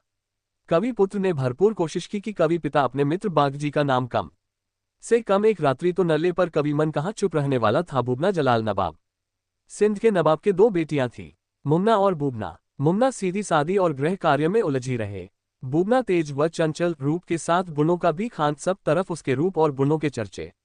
नवाब को दोनों बेटियों की शादी की चिंता, पर नवाब चाहता था कि बुबना की शादी उसके माफिक वर्ष से ही होनी चाहिए। सो उसने अपने आदमी बुलाए और उन्हें बुबना का चित्र देकर आदेश दिया, किसी भी देश जाओ, परदेश जाओ, समुद्र पार करो या रेगिस्तान पार कर एक एक राज्य छान मारो, पर बुबना जैसी हूर है उसके लिए वैसा ही छबीला वर तलाशो।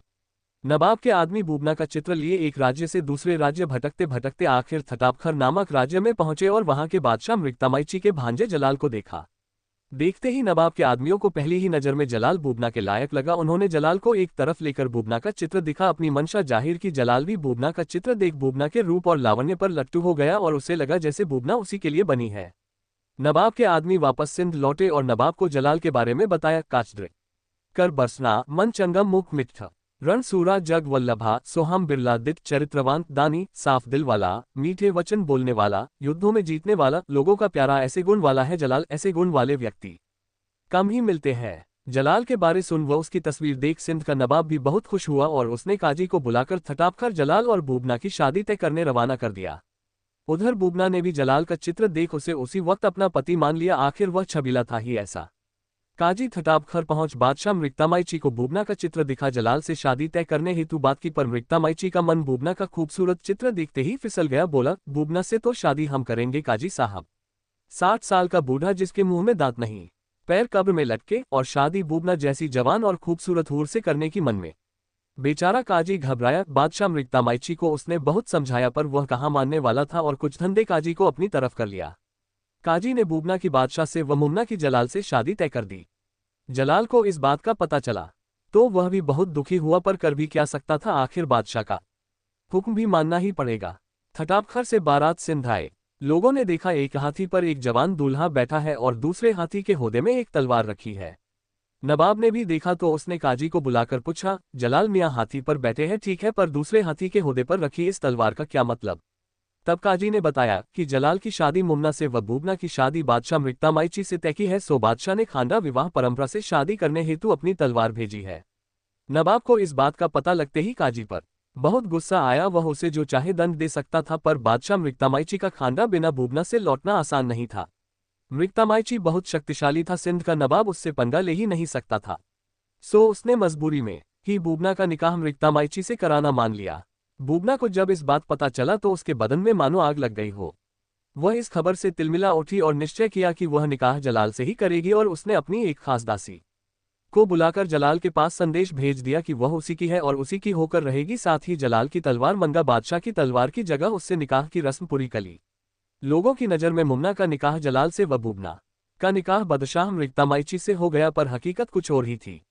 मुमना बूबना निकाह होकर थटापखर पहुंची। बूबना बादशाह के महल में और मुमना जलाल के महल में। दोनों को अलग अलग नौकरानियां, अलग अलग महल और पूरे ठाट बाट पर मन से बूबना और जलाल दोनों दुखी। बादशाह मृगतामाइची बूबना के महल में कई बार आया, पर हर बार बूबना ने कोई न कोई बहाना बनाकर उसे टाल दिया, क्योंकि वह तो अपना पति जलाल को मान चुकी थी और शादी भी जलाल के खानदे तलवार से ही की थी। सो उस हिसाब से तो वह जलाल की ही बेगम थी, पर दोनों अलग अलग। आपस में मिलना तो दूर, एक दूसरे को देखना भी ना हो। उधर जलाल भी बूबना से मिलने को बेचैन, उधर बूबना जलाल से मिलने को। आखिर बूबना की दासियों के सहयोग से जलाल छुपकर बूबना के महल में जाने लगा और दोनों आपस में प्रेम मिलन करने लगे। धीरे धीरे ये बात बादशाह की दूसरी बेगमों तक पहुंची और उसके बाद बादशाह तक। एक दिन जलाल बूबना के कक्ष में था और बादशाह अचानक वहां आ गया। बूबना ने अपनी दासी के सहयोग से जलाल को पास ही रखे फूलों के ढेर में छुपा दिया। बादशाह महल में नजर डाल निरीक्षण कर रहा था और फूलों के ढेर में छुपे जलाल की डर के मारे सांसें तेज चलने लगी, जिससे फूल हिलने लगे।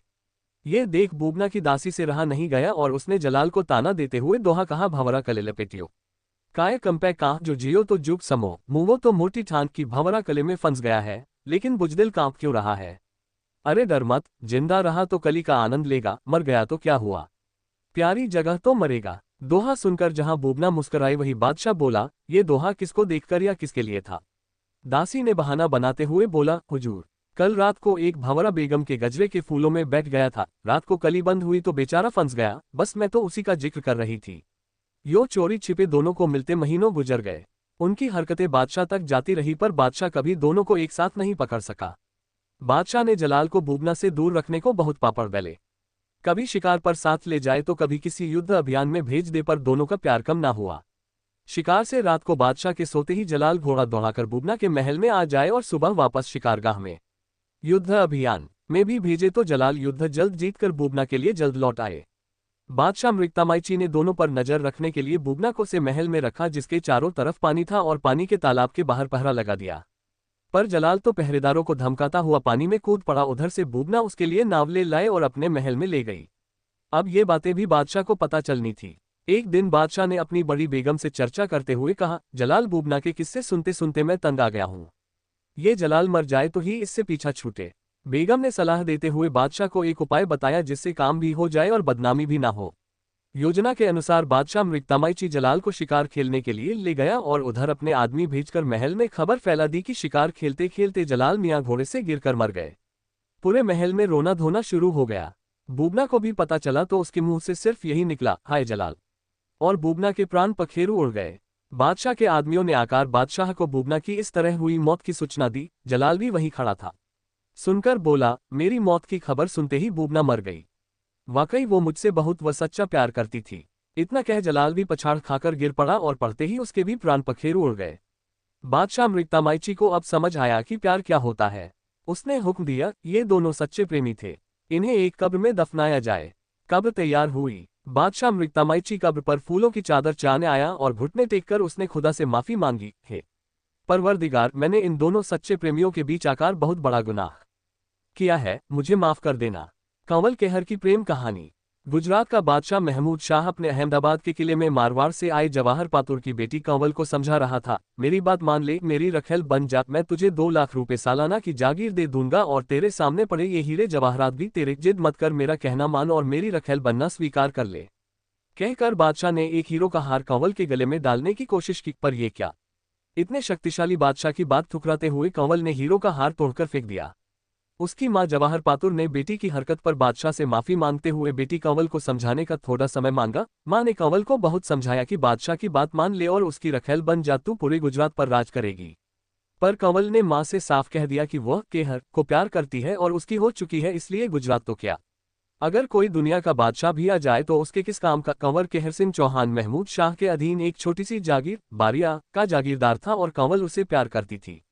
कंवल की मां ने कंवल को खूब समझाया कि तू एक वेश्या की बेटी है, एक पातुर है, तूने किसी एक की चूड़ी नहीं पहन रखी।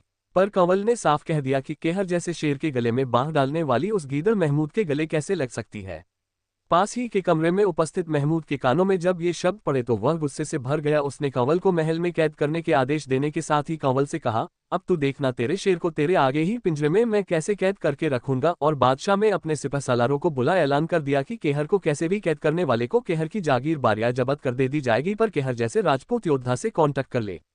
दरबार में उपस्थित उसके सामंतों में से एक जलाल आगे आया। उसके पास छोटी सी जागीर थी, सो लालच में उसने ये बीड़ा उठा ही लिया।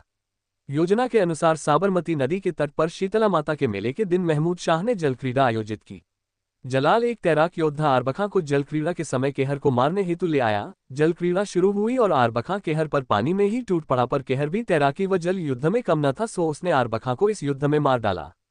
केहर द्वारा आरबखां को मारने के बाद मुहम्मद शाह ने बात संभालने हेतु केहर को शाबाशी के साथ मोतियों की माला पहना शिवगढ़ की जागीर भी दी। बादशाह द्वारा आरबखां को मौत के घाट उतारने के बावजूद केहर को सम्मानित करने की बात केहर के सहयोगी सांगजी व खेतजी के गले नहीं उतरी। वे समझ गए कि बादशाह कोई षड्यंत्र रच रहा है। उन्होंने केहर को आगाह भी कर दिया, पर केहर को बादशाह ने ये कहकर रोक लिया कि 10 दिन बाद फाक खेलेंगे। और फाक खेलने के बहाने उसने केहर को महल के जनाना चौक में बुला लिया और षड्यंत्र पूर्वक उसे कैद कर एक पिंजरे में बंद कर कंवल के महल के पास रखवा दिया, ताकि वह अपने प्रेमी की दयनीय हालत देख दुखी होती रहे।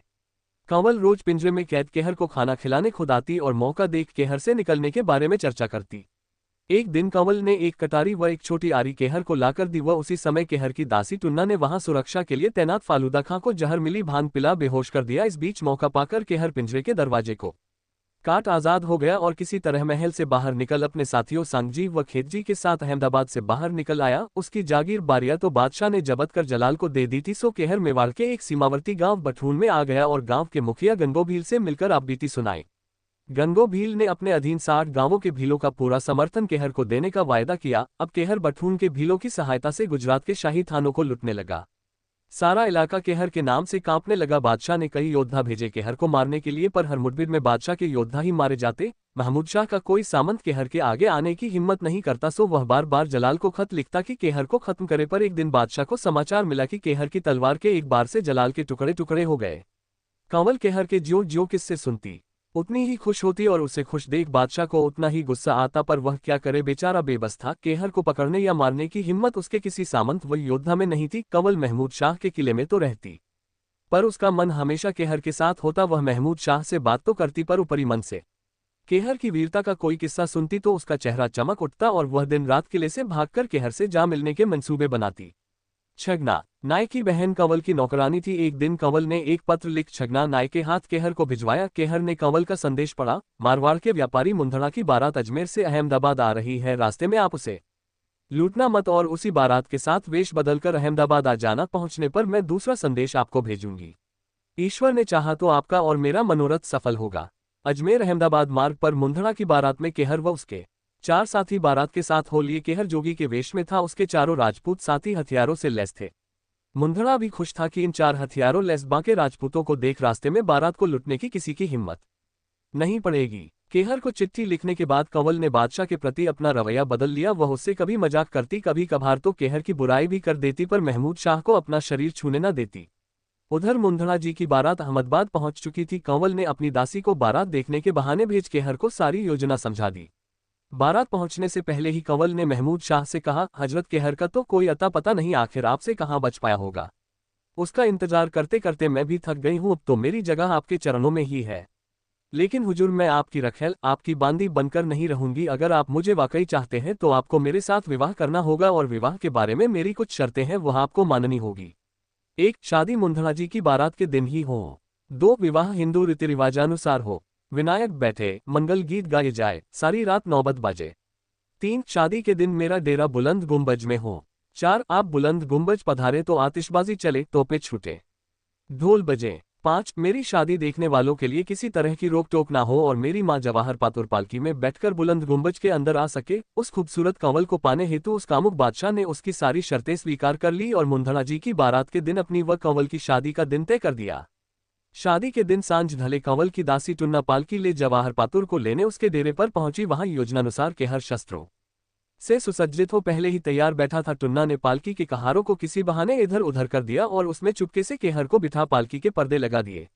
पालकी के बुलंद गुंबज पहुंचने पर सारे मर्दों को वहां से हटवाकर कंवल ने केहर को वहां छिपा दिया। थोड़ी ही देर में महमूद शाह हाथी पर बैठ सज कर बुलंद गुंबज पहुंचा। कंवल की दासी टुन्ना चांदी का कलश ले बधाई को आए और कंवल ने आगे बढ़कर बादशाह को मुजरा किया व आदाब बजाए। महमूद शाह के बुलंद गुंबज में प्रवेश करते ही बाहर आतिशबाजी होने लगी, पटाखे छूटने लगे, तोपों की आवाज गूंजने लगी और ढोल पर जोरदार थाप की गदगदाहट से बुलंद गुंबज थरथराने लगी। तभी छिपा हुआ केहर बाहर निकल आया और उसने बादशाह को ललकारा, आज देखते हैं शेर कौन है और गीदड़ कौन। तूने मेरे साथ बहुत छलकपट किया, सो आज तुझे मारकर मैं अपना वचन पूरा करूंगा। और दोनों योद्धा भीड़ गए। दोनों में भयंकर युद्ध हुआ। खड्ग, गुरंज, कटार, तलवार सभी हथियारों का खुलकर प्रयोग हुआ और फिर दोनों मल युद्ध करने लगे। उनके पैरों के धमाकों से बुलंद गुंबज थरथराने लगा, पर बाहर हो रही आतिशबाजी के चलते अंदर क्या हो रहा है किसी को पता न चल सका। चूंकि केहर मल युद्ध में भी प्रवीण था, इसलिए महमूद शाह थोड़ी देर में ही केहर के घुटनों के नीचे था। केहर ने महमूद शाह को अपने मजबूत घुटनों से कुचल दिया। बादशाह के मुंह से खून का फव्वारा छूट पड़ा और कुछ ही देर में उसकी जीवन लीला समाप्त हो गई। दासी टुन्ना ने केहर व कंवल को पालकी में बैठा पर्दा लगाया और कहारों और सैनिकों को हुक्म दिया कि जवाहर बाई की पालकी तैयार है, उसे उनके डेरे पर पहुंचा दो और बादशाह आज रात यही बुलंद गुंबज में कंवल के साथ विराजेंगे। कहार और सैनिक पालकी ले जवाहर बाई के डेरे पहुंचे। वहां केहर का साथी सांगजी घोड़ों पर जीन कसकर तैयार था। केहर ने कंवल को व सांगजी ने टुन्ना को अपने साथ घोड़ों पर बैठा एड लगाई और बठून गांव का रास्ता लिया। जवाहर बाई को छोड़ने आए कहार और शाही सिपाही एक दूसरे का मुंह ताकते रह गए। बादशाह महमूद शाह का प्रेम।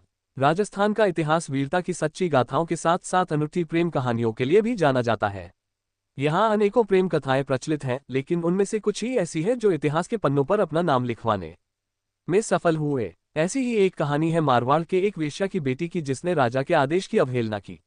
उसे अपने प्रेम में इतना विश्वास था कि उसने सजा की परवाह किए बिना राजा का प्रस्ताव ठुकरा दिया था। ये प्रेम कहानी पूरे राजस्थान में बहुत मशहूर है। गुजरात के बादशाह महमूद शाह का दिल मारवाड़ से आए जवाहर पातुर की बेटी कंवल पर आ गया। उस पर कंवर की खूबसूरती का भूत सवार था। उसने कंवल को समझाने की कोशिश की और कहा, मेरी बात मान ले, मेरे पास आ जा। मैं तुझे 2 लाख रुपये सालाना की जागीर दे दूंगा और तेरे सामने पड़े ये हीरे जवाहरात भी तेरे होंगे। इतना कहकर राजा ने हीरो का हार कंवल के गले में पहनाने की कोशिश की। राजा के इस बर्ताव से खुश होने के बजाय कंवल ने नाराजगी दर्ज की और हीरो का हार तोड़कर फेंक दिया। उसकी मां एक वेश्या थी जिसका नाम जवाहर पातुर था। उसने बेटी की हरकत पर बादशाह से माफी मांगी। मां ने बेटी को बहुत समझाया कि बादशाह की बात मान ले और उसके पास चले जा, तू पूरे गुजरात पर राज करेगी। पर कंवल ने मां से साफ मना कर दिया। उसने मां से कहा कि वह केहर को प्यार करती है। दुनिया का कोई भी राजा उसके किसी काम का नहीं। कंवर केहर सिंह चौहान महमूद शाह के अधीन एक छोटी सी जागीर बारिया का जागीरदार था और कंवल उसे प्यार करती थी। उसकी मां ने खूब समझाया कि तू एक वेश्या की बेटी है, तू किसी एक की घरवाली नहीं बन सकती। लेकिन कंवल ने साफ कह दिया कि केहर जैसे शेर के गले में बांह डालने वाली उस गीदड़ महमूद के गले कैसे लग सकती है। ये बात जब बादशाह को पता चला तो वह आग बबूला हो गया। उसने कंवल को कैद करने के आदेश दे दिए। बादशाह ने ऐलान किया कि केहर को कैद करने वाले को उसकी जागीर जब्त कर दे दी जाएगी, पर केहर जैसे राजपूत योद्धा से कौन टक्कर ले। फिर भी दरबार में उपस्थित उसके सामंतों में से एक जलाल आगे आया। उसके पास छोटी सी जागीर थी, सो लालच में उसने ये बीड़ा उठा ही लिया। होली खेलने के बहाने से उसने केहर को महल में बुलाकर षड्यंत्र पूर्वक उसे कैद कर दिया ताकि वह अपने प्रेमी की दयनीय हालत देख दुखी होती रहे। कंवल रोज पिंजरे में कैद केहर को खाना खिलाने आती। एक दिन कंवल ने एक किटारी व एक छोटी आरी केहर को लाकर दी। उसी समय केहर की दासी टुन्ना ने वहां सुरक्षा के लिए तैनात फालूदा खां को जहर मिली भान पिला बेहोश कर दिया। इस बीच मौका पाकर केहर पिंजरे के दरवाजे को काट आजाद हो गया और अपने साथियों के साथ से बाहर निकल आया। जागीर जब्त होने के कारण केहर मेवाड़ के एक सीमावर्ती गांव के मुखिया गंगो भील से मिलकर आपबीती सुनाई। गंगो भील ने अपने अधीन 60 गांवों के भीलों का पूरा समर्थन केहर को देने का वायदा किया। केहर के जाने के बाद बादशाह ने केहर को मारने के लिए कई योद्धा भेजे पर सब मारे गए। इसी बीच बादशाह को समाचार मिला कि केहर की तलवार के एक वार से जलाल के टुकड़े टुकड़े हो गए। कंवल केहर की जितनी किस्से सुनती उतनी ही खुश होती और उसे खुश देख बादशाह को उतना ही गुस्सा आता, पर वह क्या करे, बेचारा बेबस था। केहर को पकड़ने या मारने की हिम्मत उसके किसी सामंत व योद्धा में नहीं थी। छगना नायक की बहन चौबोली प्रेम। एक दिन राजा विक्रमादित्य और उसकी एक रानी के साथ थोड़ी बहस हो गई। रानी कहने लगी, मैं रूठ गई तो आपको मेरे जैसी रूपवती व गुणवान पत्नी कहाँ मिलेगी। राजा बोला, मैं तो तेरे से भी सुंदर व गुणवान ऐसी पत्नी ला सकता हूँ जिसका तू तो किसी तरह से मुकाबला ही नहीं कर सकती। रानी बोली, यदि ऐसे ही बोल रहे हैं तो फिर चौबोली को परण कर लाओ तब जानूं। राजा तो उसी वक्त चौबोली से प्रणय करने चल पड़ा। चौबोली बहुत ही सुंदर रूपवती गुणवान थी। हर राजा उससे प्रणय करने की इच्छा रखते थे, पर चौबोली ने भी एक शर्त रखी हुई थी कि जो व्यक्ति रात्रि के 4 प्रहरों में 4 बार उसके मुंह से बुलवा दे उसी से वह शादी करेगी, और जो उसे न बुलवा सके उसे कैद। अब तक कोई 160 राजा अपने प्रयास में विफल होकर उसकी कैद में थे। चौबोली ने अपने महल के आगे एक ढोल रखवा रखा था। जिसे भी उससे शादी करने का प्रयास करना होता था वह आकर ढोल पर डंके की चोट मार सकता था। राजा विक्रमादित्य भी वहां पहुंचे और ढोल पर जोरदार चोट मार चौबोली को आने की सूचना दी। चौबोली ने साय ही राजा को अपने महल में बुला लिया और उसके सामने 16 श्रृंगार कर बैठ गई। राजा ने वहां आने से पहले अपने 4 वीर जो अदृश्य हो सकते थे व रूप बदल सकते थे को साथ ले लिया था और उन्हें समझा दिया था कि उसके साथ चौबोली के महल में रूप बदलकर छुप जाएं। राजा चौबोली के सामने बैठ गया। चौबोली तो बोले ही नहीं, ऐसे चुपचाप बैठी जैसे पत्थर हो। पर राजा भी आखिर राजा विक्रमादित्य था। वह चौबोली के पलंग से बोला, पलंग। चौबोली तो बोलेगी नहीं, सो तू ही कुछ, ताकि रात का एक प्रहर तो कटे। पलंग में छुपा राजा का एक वीर बोलने लगा, राजा आप यहाँ आकर कहाँ फंस गए। खैर मैं आपको एक कहानी सुनाता हूँ, आप हुकारा दीजिए, कम से कम एक प्रहर तो कट ही जाएगा। पलंग बोलने लगा, राजा हुकारा देने लगा, एक राजा का और एक साहूकार का बेटा, दोनों में तगड़ी दोस्ती थी। साथ सोते, साथ खेलते, साथ आते जाते, एक पल भी एक दूसरे से दूर नहीं होते। दोनों ने आपस में तय भी कर रखा था कि वे दोनों कभी अलग नहीं होंगे। दोनों की शादियां भी हो चुकी थी और दोनों की ही पत्नियां मायके बैठी थी। एक दिन साहूकार अपने बेटे से बोला कि बेटे तेरी बहू मायके में बैठी है, जवान है, उसे ज्यादा दिन वहां नहीं छोड़ा जा सकता, सो जा और उसे ले आ। बेटा बोला, बापू आपका हुक्म, सिर माथे पर जादू कैसे, मैंने तो कुंवर से वादा कर रखा है कि उसे छोड़कर कहीं अकेला नहीं जाऊंगा। साहूकार ने सोचते हुए कहा, बेटे तुम दोनों में ऐसी ही मित्रता है तो एक काम कर, राजा के बेटे को भी अपनी ससुराल साथ ले जा, पर एक बात ध्यान रखना, तेरे ससुराल में उसकी खातिर उनकी प्रतिष्ठा के हिसाब से बड़े अवभगत से होनी चाहिए। आखिर दोनों मित्र साहूकार के बेटे की ससुराल चल दिए। रास्ते में राजा का बेटा तो बड़ी मस्ती से व मजाक करता चल रहा था और साहूकार का बेटा बड़ी चिंता में चल रहा था। पता नहीं ससुराल वाले कुंवर की कैसी खातिर करेंगे, यदि कोई कमी रह गई तो कुंवर क्या सोचेगा, आदि आदि। चलते चलते रास्ते में एक देवी का मंदिर आया, जिसके बारे में ऐसी मान्यता थी कि वहां देवी के आगे जो मनोरथ मांगो पूरा हो जाता। कोढ़ियों की कोढ़ मिट जाती, पुत्रहीनों को पुत्र मिल जाते। साहूकार के बेटे ने भी देवी के आगे जाकर प्रार्थना की, हे देवी माँ, ससुराल में मेरे मित्र की खातिर व आदर सत्कार वैसा ही हो जैसी मैंने मन में सोच रखा है। यदि मेरे मन की यह मुराद पूरी हुई तो वापस आते वक्त मैं अपना मस्तक काटकर आपके चरणों में अर्पित कर दूंगा। ऐसी मनोकामना कर वह अपने मित्र के साथ आगे बढ़ गया और ससुराल पहुंच गया। ससुराल वाले बहुत बड़े साहूकार थे। उनकी कई शहरों में कई दुकानें थीं, विदेश से भी वे व्यापार करते थे, इसके लिए उनके पास अपने जहाज थे। पैसे वाले तो थे ही, साथ ही दिलदार भी थे। उन्होंने अपने दामाद के साथ आए राजा के कुंवर को देखकर ऐसी मान मनोहार व आदर सत्कार किया कि उसे देखकर राजा का कुंवर कूद भौचनका रह गया। ऐसा सत्कार तो उसने कभी देखा ही नहीं था। दोनों 10 दिन वहां रहे, उसके बाद साहूकार के बेटे की वधू को लेकर वापस चले। रास्ते में राजा का बेटा तो वहां किए आदर सत्कार की प्रशंसा ही करता रहा। साहूकार के बेटे ने जो मनोरथ किया था वो पूरा हो गया। रास्ते में देवी का मंदिर आया तो साहूकार का बेटा रुका, बोला, आप चले, मैं दर्शन कर आता हूँ। राजा का बेटा बोला, मैं भी चलूं, दोनों साथ साथ दर्शन कर लेंगे। साहूकार का बेटा, नहीं, मैंने अकेले में दर्शन करने की मन्नत मांगी है, इसलिए आप रुकिए। साहूकार का बेटा मंदिर में गया और अपना सिस काटकर देवी के चरणों में चढ़ा दिया। राजा के कुंवर ने काफी देर तक इंतजार किया, फिर भी साहूकार का बेटा नहीं आया तो वह भी मंदिर में जा पहुंचा। आगे देखा तो मंदिर में अपने मित्र का कटा सिर एक तरफ पड़ा था और धड़ एक तरफ। कुंवर के पैरों तले से तो धरती ही खिसक गई। ये क्या हो गया? अब मित्र की पत्नी और उसके पिता को क्या जवाब दूंगा? कुंवर सोच में पड़ गया कि इस तरह बिना मित्र के घर जाए लोग क्या क्या सोचेंगे। आज तक हम अलग नहीं रहे, आज कैसे हो गए? ये सब सोचते सोचते और विचार करते हुए कुंवर ने भी तलवार निकाली और अपना सिर काट कर डाला। उधर साहूकार की वधू रास्ते में खड़ी खड़ी दोनों का इंतजार करते करते थक गई तो वह भी मंदिर के अंदर पहुंची और वहां का दृश्य देख हक्की बक्की रह गई। दोनों मित्रों के सिर कटे शव पड़े थे। मंदिर में लहू बह रहा था। वह सोचने लगी कि अब उसका क्या होगा, कैसे ससुराल में बिना पति के जाकर अपना मुंह दिखाएगी, लोग क्या क्या कहेंगे। ये सोच उसने भी तलवार उठाए और जोर से अपने पेट में मारने लगी। तभी देवी माँ ने प्रकट हो उसका हाथ पकड़ लिया। साहूकार की वधू देवी से बोली, हे देवी, छोड़ दे मुझे और मरने दे। इन दोनों का तूने भक्षण कर लिया है, अब मेरा भी कर ले। देवी ने कहा, तलवार नीचे रख दे और दोनों के सिर उठा और इनके धड़ पर रख दे, अभी दोनों को पुनर्जीवित कर देती हूँ। साहूकार की वधू ने झट से दोनों के सिर उठाए और धड़ों के ऊपर रख दिए। देवी ने अपने हाथ से उन पर एक किरण छोड़ी और दोनों जीवित हो उठे। देवी अंतर्ध्यान हो गई, पर एक गड़बड़ हो गई। साहूकार की बहू ने जल्दबाजी में साहूकार का सिर कुंवर की धड़ पर और कुंवर का सिर साहूकार की धड़ पर रख दिया था। अब दोनों विचार में पड़ गए कि अब ये पत्नी किसकी, सिर वाले की या धड़ वाले की। पलंग बोला, हे राजा विक्रमादित्य, आप न्याय के लिए प्रसिद्ध है, अतः आप ही न्याय करें, वह अब किसकी पत्नी होगी? राजा बोला, इसमें पूछने वाली कौन सी बात है, वह महिला धड़ वाले की ही पत्नी होगी। ये सुनते ही चौबोली बोली चमकी, गुस्से में भरकर बोली, वाह राजा वाह, बहुत बढ़िया न्याय करते हो।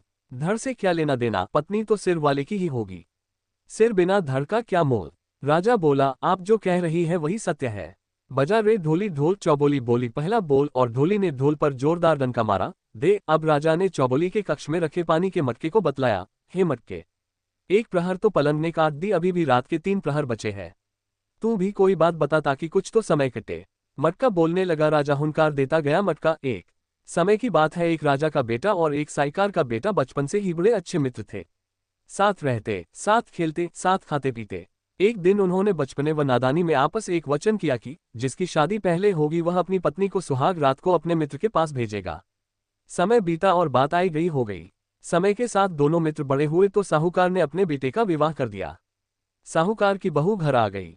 सुहाग रात का समय। बहू रमझम करती 16 श्रृंगार किए अपने शयन कक्ष में घुसी। आगे देखा साहूकार का बेटा, उसका पति मुंह लटकाए उदास बैठा था।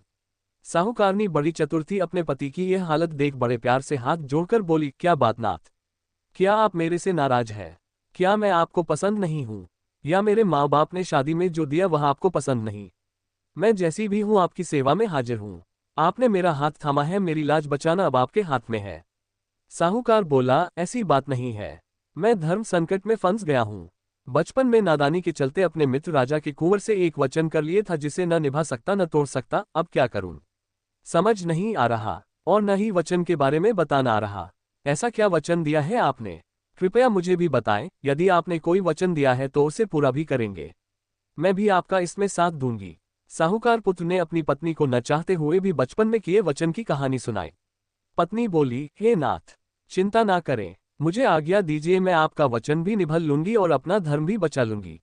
ऐसा कह पति से आज्ञा ले साहूकार की पत्नी 16 श्रृंगार किए कुंवर के महल की ओर चली। रास्ते में उसे चोर मिले। उन्होंने गहनों से लदी साहूकार पत्नी को लूटने के इरादे से रोक लिया। साहूकारनी चोरों से बोली, अभी मुझे छोड़ दीजिए, मैं एक जरूरी कार्य से जा रही हूँ, वापस आकर सारे गहने जेवरात उतारकर आपको दे दूंगा, ये मेरा वादा है, पर अभी मुझे मत रोकिए, जाने दीजिए। चोर बोले, तेरा क्या भरोसा, जाने के बाद आए ही नहीं, और आए भी तो सिपाहियों के साथ आए। साहूकारनी बोली, मैं आपको वचन देती हूँ, मेरे पति ने एक वचन दिया था, उसे पूरा कर आ रही हूँ, वह पूरा कर आते ही आपको दिया वचन भी पूरा करने आऊंगी। चोरों ने आपस में सलाह की कि देखते हैं ये वचन पूरा करती है या नहीं, यदि नहीं भी आई तो कोई बात नहीं, एक दिन लुट का माल न मिला सही। साहूकारनी रमझम करती कुंवर के महल की सीढ़ियां चढ़ गई। कुंवर पलंग पर अपने कक्ष में सो रहा था। साहूकारनी ने कुंवर के पैर का अंगूठा मरोड़ जगाया, जागो कुंवर सा। कुंवर चौंक कर जागा और देखा उसके कक्ष में इतनी रात गए एक सुंदर स्त्री 16 श्रृंगार किए खड़ी है। कुंवर को लगा वह सपना देख रहा है, इसलिए कुंवर ने बार बार आंखें मलकर देखा और बोला, हे देवी, तुम कौन हो, कहाँ से आए हो, और इस तरह इतनी रात्रि गए, तुम्हारा यहाँ आने का प्रयोजन क्या है? साहूकार की पत्नी बोली, मैं आपके बचपन के मित्र साहूकार की पत्नी हूँ। आपके व आपके मित्र के बीच बचपन में तय हुआ था कि जिसकी शादी पहले होगी वह अपनी पत्नी को सुहाग रात में अपने मित्र के पास भेजेगा, सो उसी वचन को निभाने हेतु आपके मित्र ने आज मुझे सुहाग रात्रि के समय आपके पास भेजा है। कुंवर को ये बात याद आते ही वह बहुत शर्मिंदा हुआ और अपने मित्र की पत्नी से बोला, हे देवी, मुझे माफ कर दीजिए, वो तो बालपने में नादानी में हुई बातें थी। आप तो मेरे लिए माँ बहन समान है। कहकर कुंवर ने मित्र की पत्नी को बहन की तरह चुनरी ओढ़ना सिर पर ओढ़ाए और एक हीरो मोतियों से भरा थाल भेंट कर विदा किया। साहूकारनी वापस आए। चोर रास्ते में ही खड़े उसका इंतजार कर रहे थे। उसे देख आपस में चर्चा करने लगे, ये औरत है तो जबान की पक्की। साहूकारनी ने चोरों के पास आकर बोला, ये हीरो मोतियों से भरा थाल रख लीजिए, ये तुम्हारे भाग्य में ही लिखा था और मैं अभी अपने गहने उतार कर भी आपको दे देती हूँ। कहकर साहूकारनी अपने एक एक कर सभी गहने उतारने लगी। चोरों को ये देख बड़ा आश्चर्य हुआ। वे पूछने लगे, पहले ये बता कि तू गई कहाँ थी और ये हीरो भरा थाल तुझे किसने दिया। साहूकारनी ने पूरी बात विस्तार से चोरों को बताई। सुनकर चोरों के मुंह से निकला, धन्य है ऐसी औरत जो अपने पति का वचन निभाने कुंवर जी के पास चली गई, और धन्य है कुंवर जी जिन्होंने इसकी मर्यादा की रक्षा व आदर करते हुए इसे अपनी बहन बना इतने महंगे हीरे भेंट किए। ऐसी चरित्रवान और धर्म पर चलने वाली औरत को तो हमें भी बहन मानना चाहिए।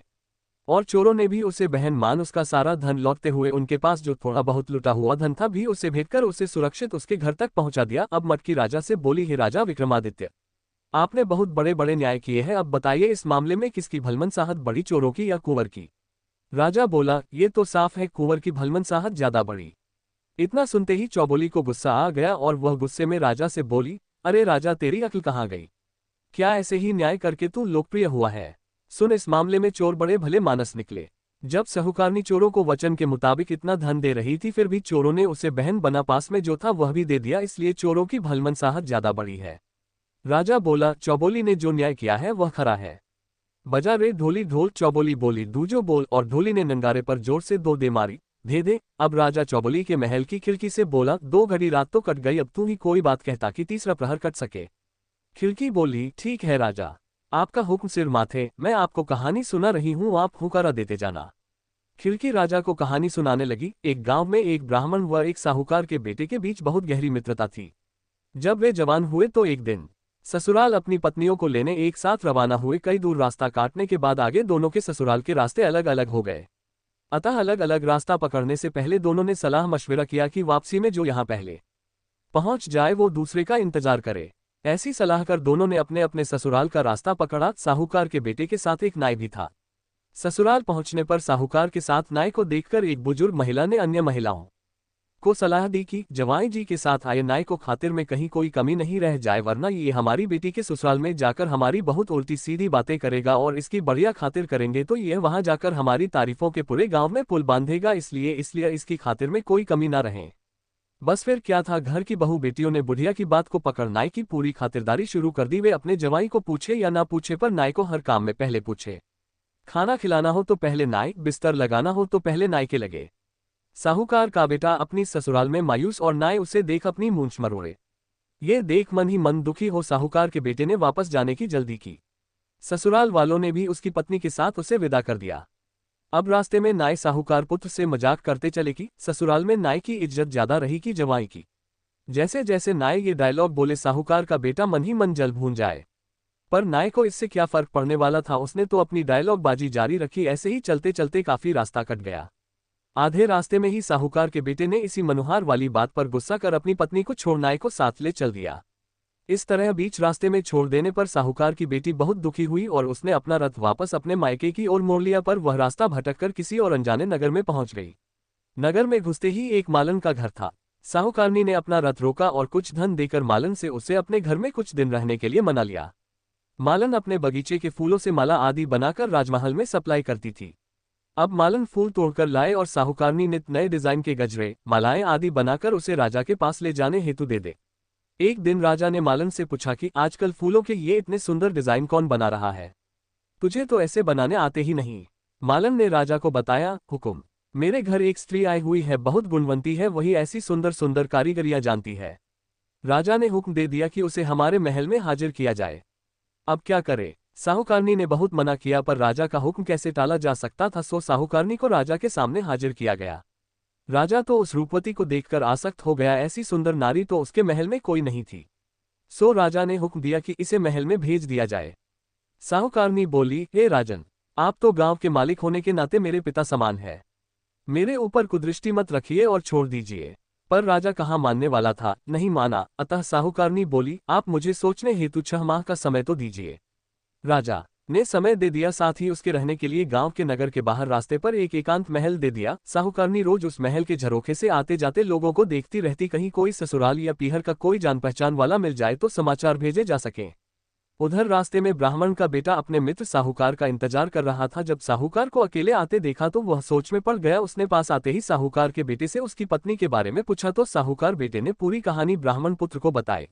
ब्राह्मण ने साहूकार को खूब खरी खोटी सुनाई कि बावली बूझ नाई की खातिर ज्यादा हो गई तो इसमें उसकी क्या गलती थी। ऐसे कोई पत्नी को छोड़ा जा सकता है। और दोनों उसे लेने वापस चले। तलाश करते करते वे दोनों भी उसी नगर पहुंचे। साहूकारनी ने महल के झरोखे से दोनों को देख लिया तो बुलाने आदमी भेजा। मिलने पर ब्राह्मण के बेटे ने दोनों में सुलह कराई। राजा को भी पता चला कि उसका ब्याहता आ गया तो उसने भी अपने पति के साथ जाने की इजाजत दे दी और साहूकार पुत्र अपनी पत्नी को लेकर घर आ गया। कहानी पूरी कर खिलकी ने राजा से पूछा, हे राजा, आपके न्याय की प्रतिष्ठा तो 7 समंदर दूर तक फैली है। अब आप बताएं कि इस मामले में भलमनसाहत किसकी, साहूकार की या साहूकारनी की? राजा बोला, इसमें तो साफ है, भलमनसाहत तो साहूकार के बेटे की, जिसने छोड़ी पत्नी को वापस अपना लिया। इतना सुनते ही चौबोली के मन में तो मानो आग लग गई हो। उसने राजा को फटकारते हुए कहा, अरे अधर्मी राजा, क्या तू ऐसे ही न्याय कर प्रसिद्ध हुआ है? साहूकार के बेटे की इसमें कौन सी भलमनसाहत? भलमनसाहत तो साहूकार पत्नी की थी, जिसे निर्दोष होने के बावजूद साहूकार ने छोड़ दिया था और उसे रानी बनने का मौका मिलने के बावजूद वह नहीं मानी और अपने धर्म पर अडिग रही। धन्य है ऐसी स्त्री। राजा बोला, हे चौबोली जी, आपने जो न्याय किया वही न्याय है। बजा रे ढोली। ढोल। चौबोली बोली, तीजो बोल, और ढोली ने नंगारे पर जोर से धे धे कर 3 ठोक दी। हाय दोस्तों, आज की कहानी यहीं पर समाप्त होती है। फिर हम आपसे मिलेंगे एक नई कहानी के साथ।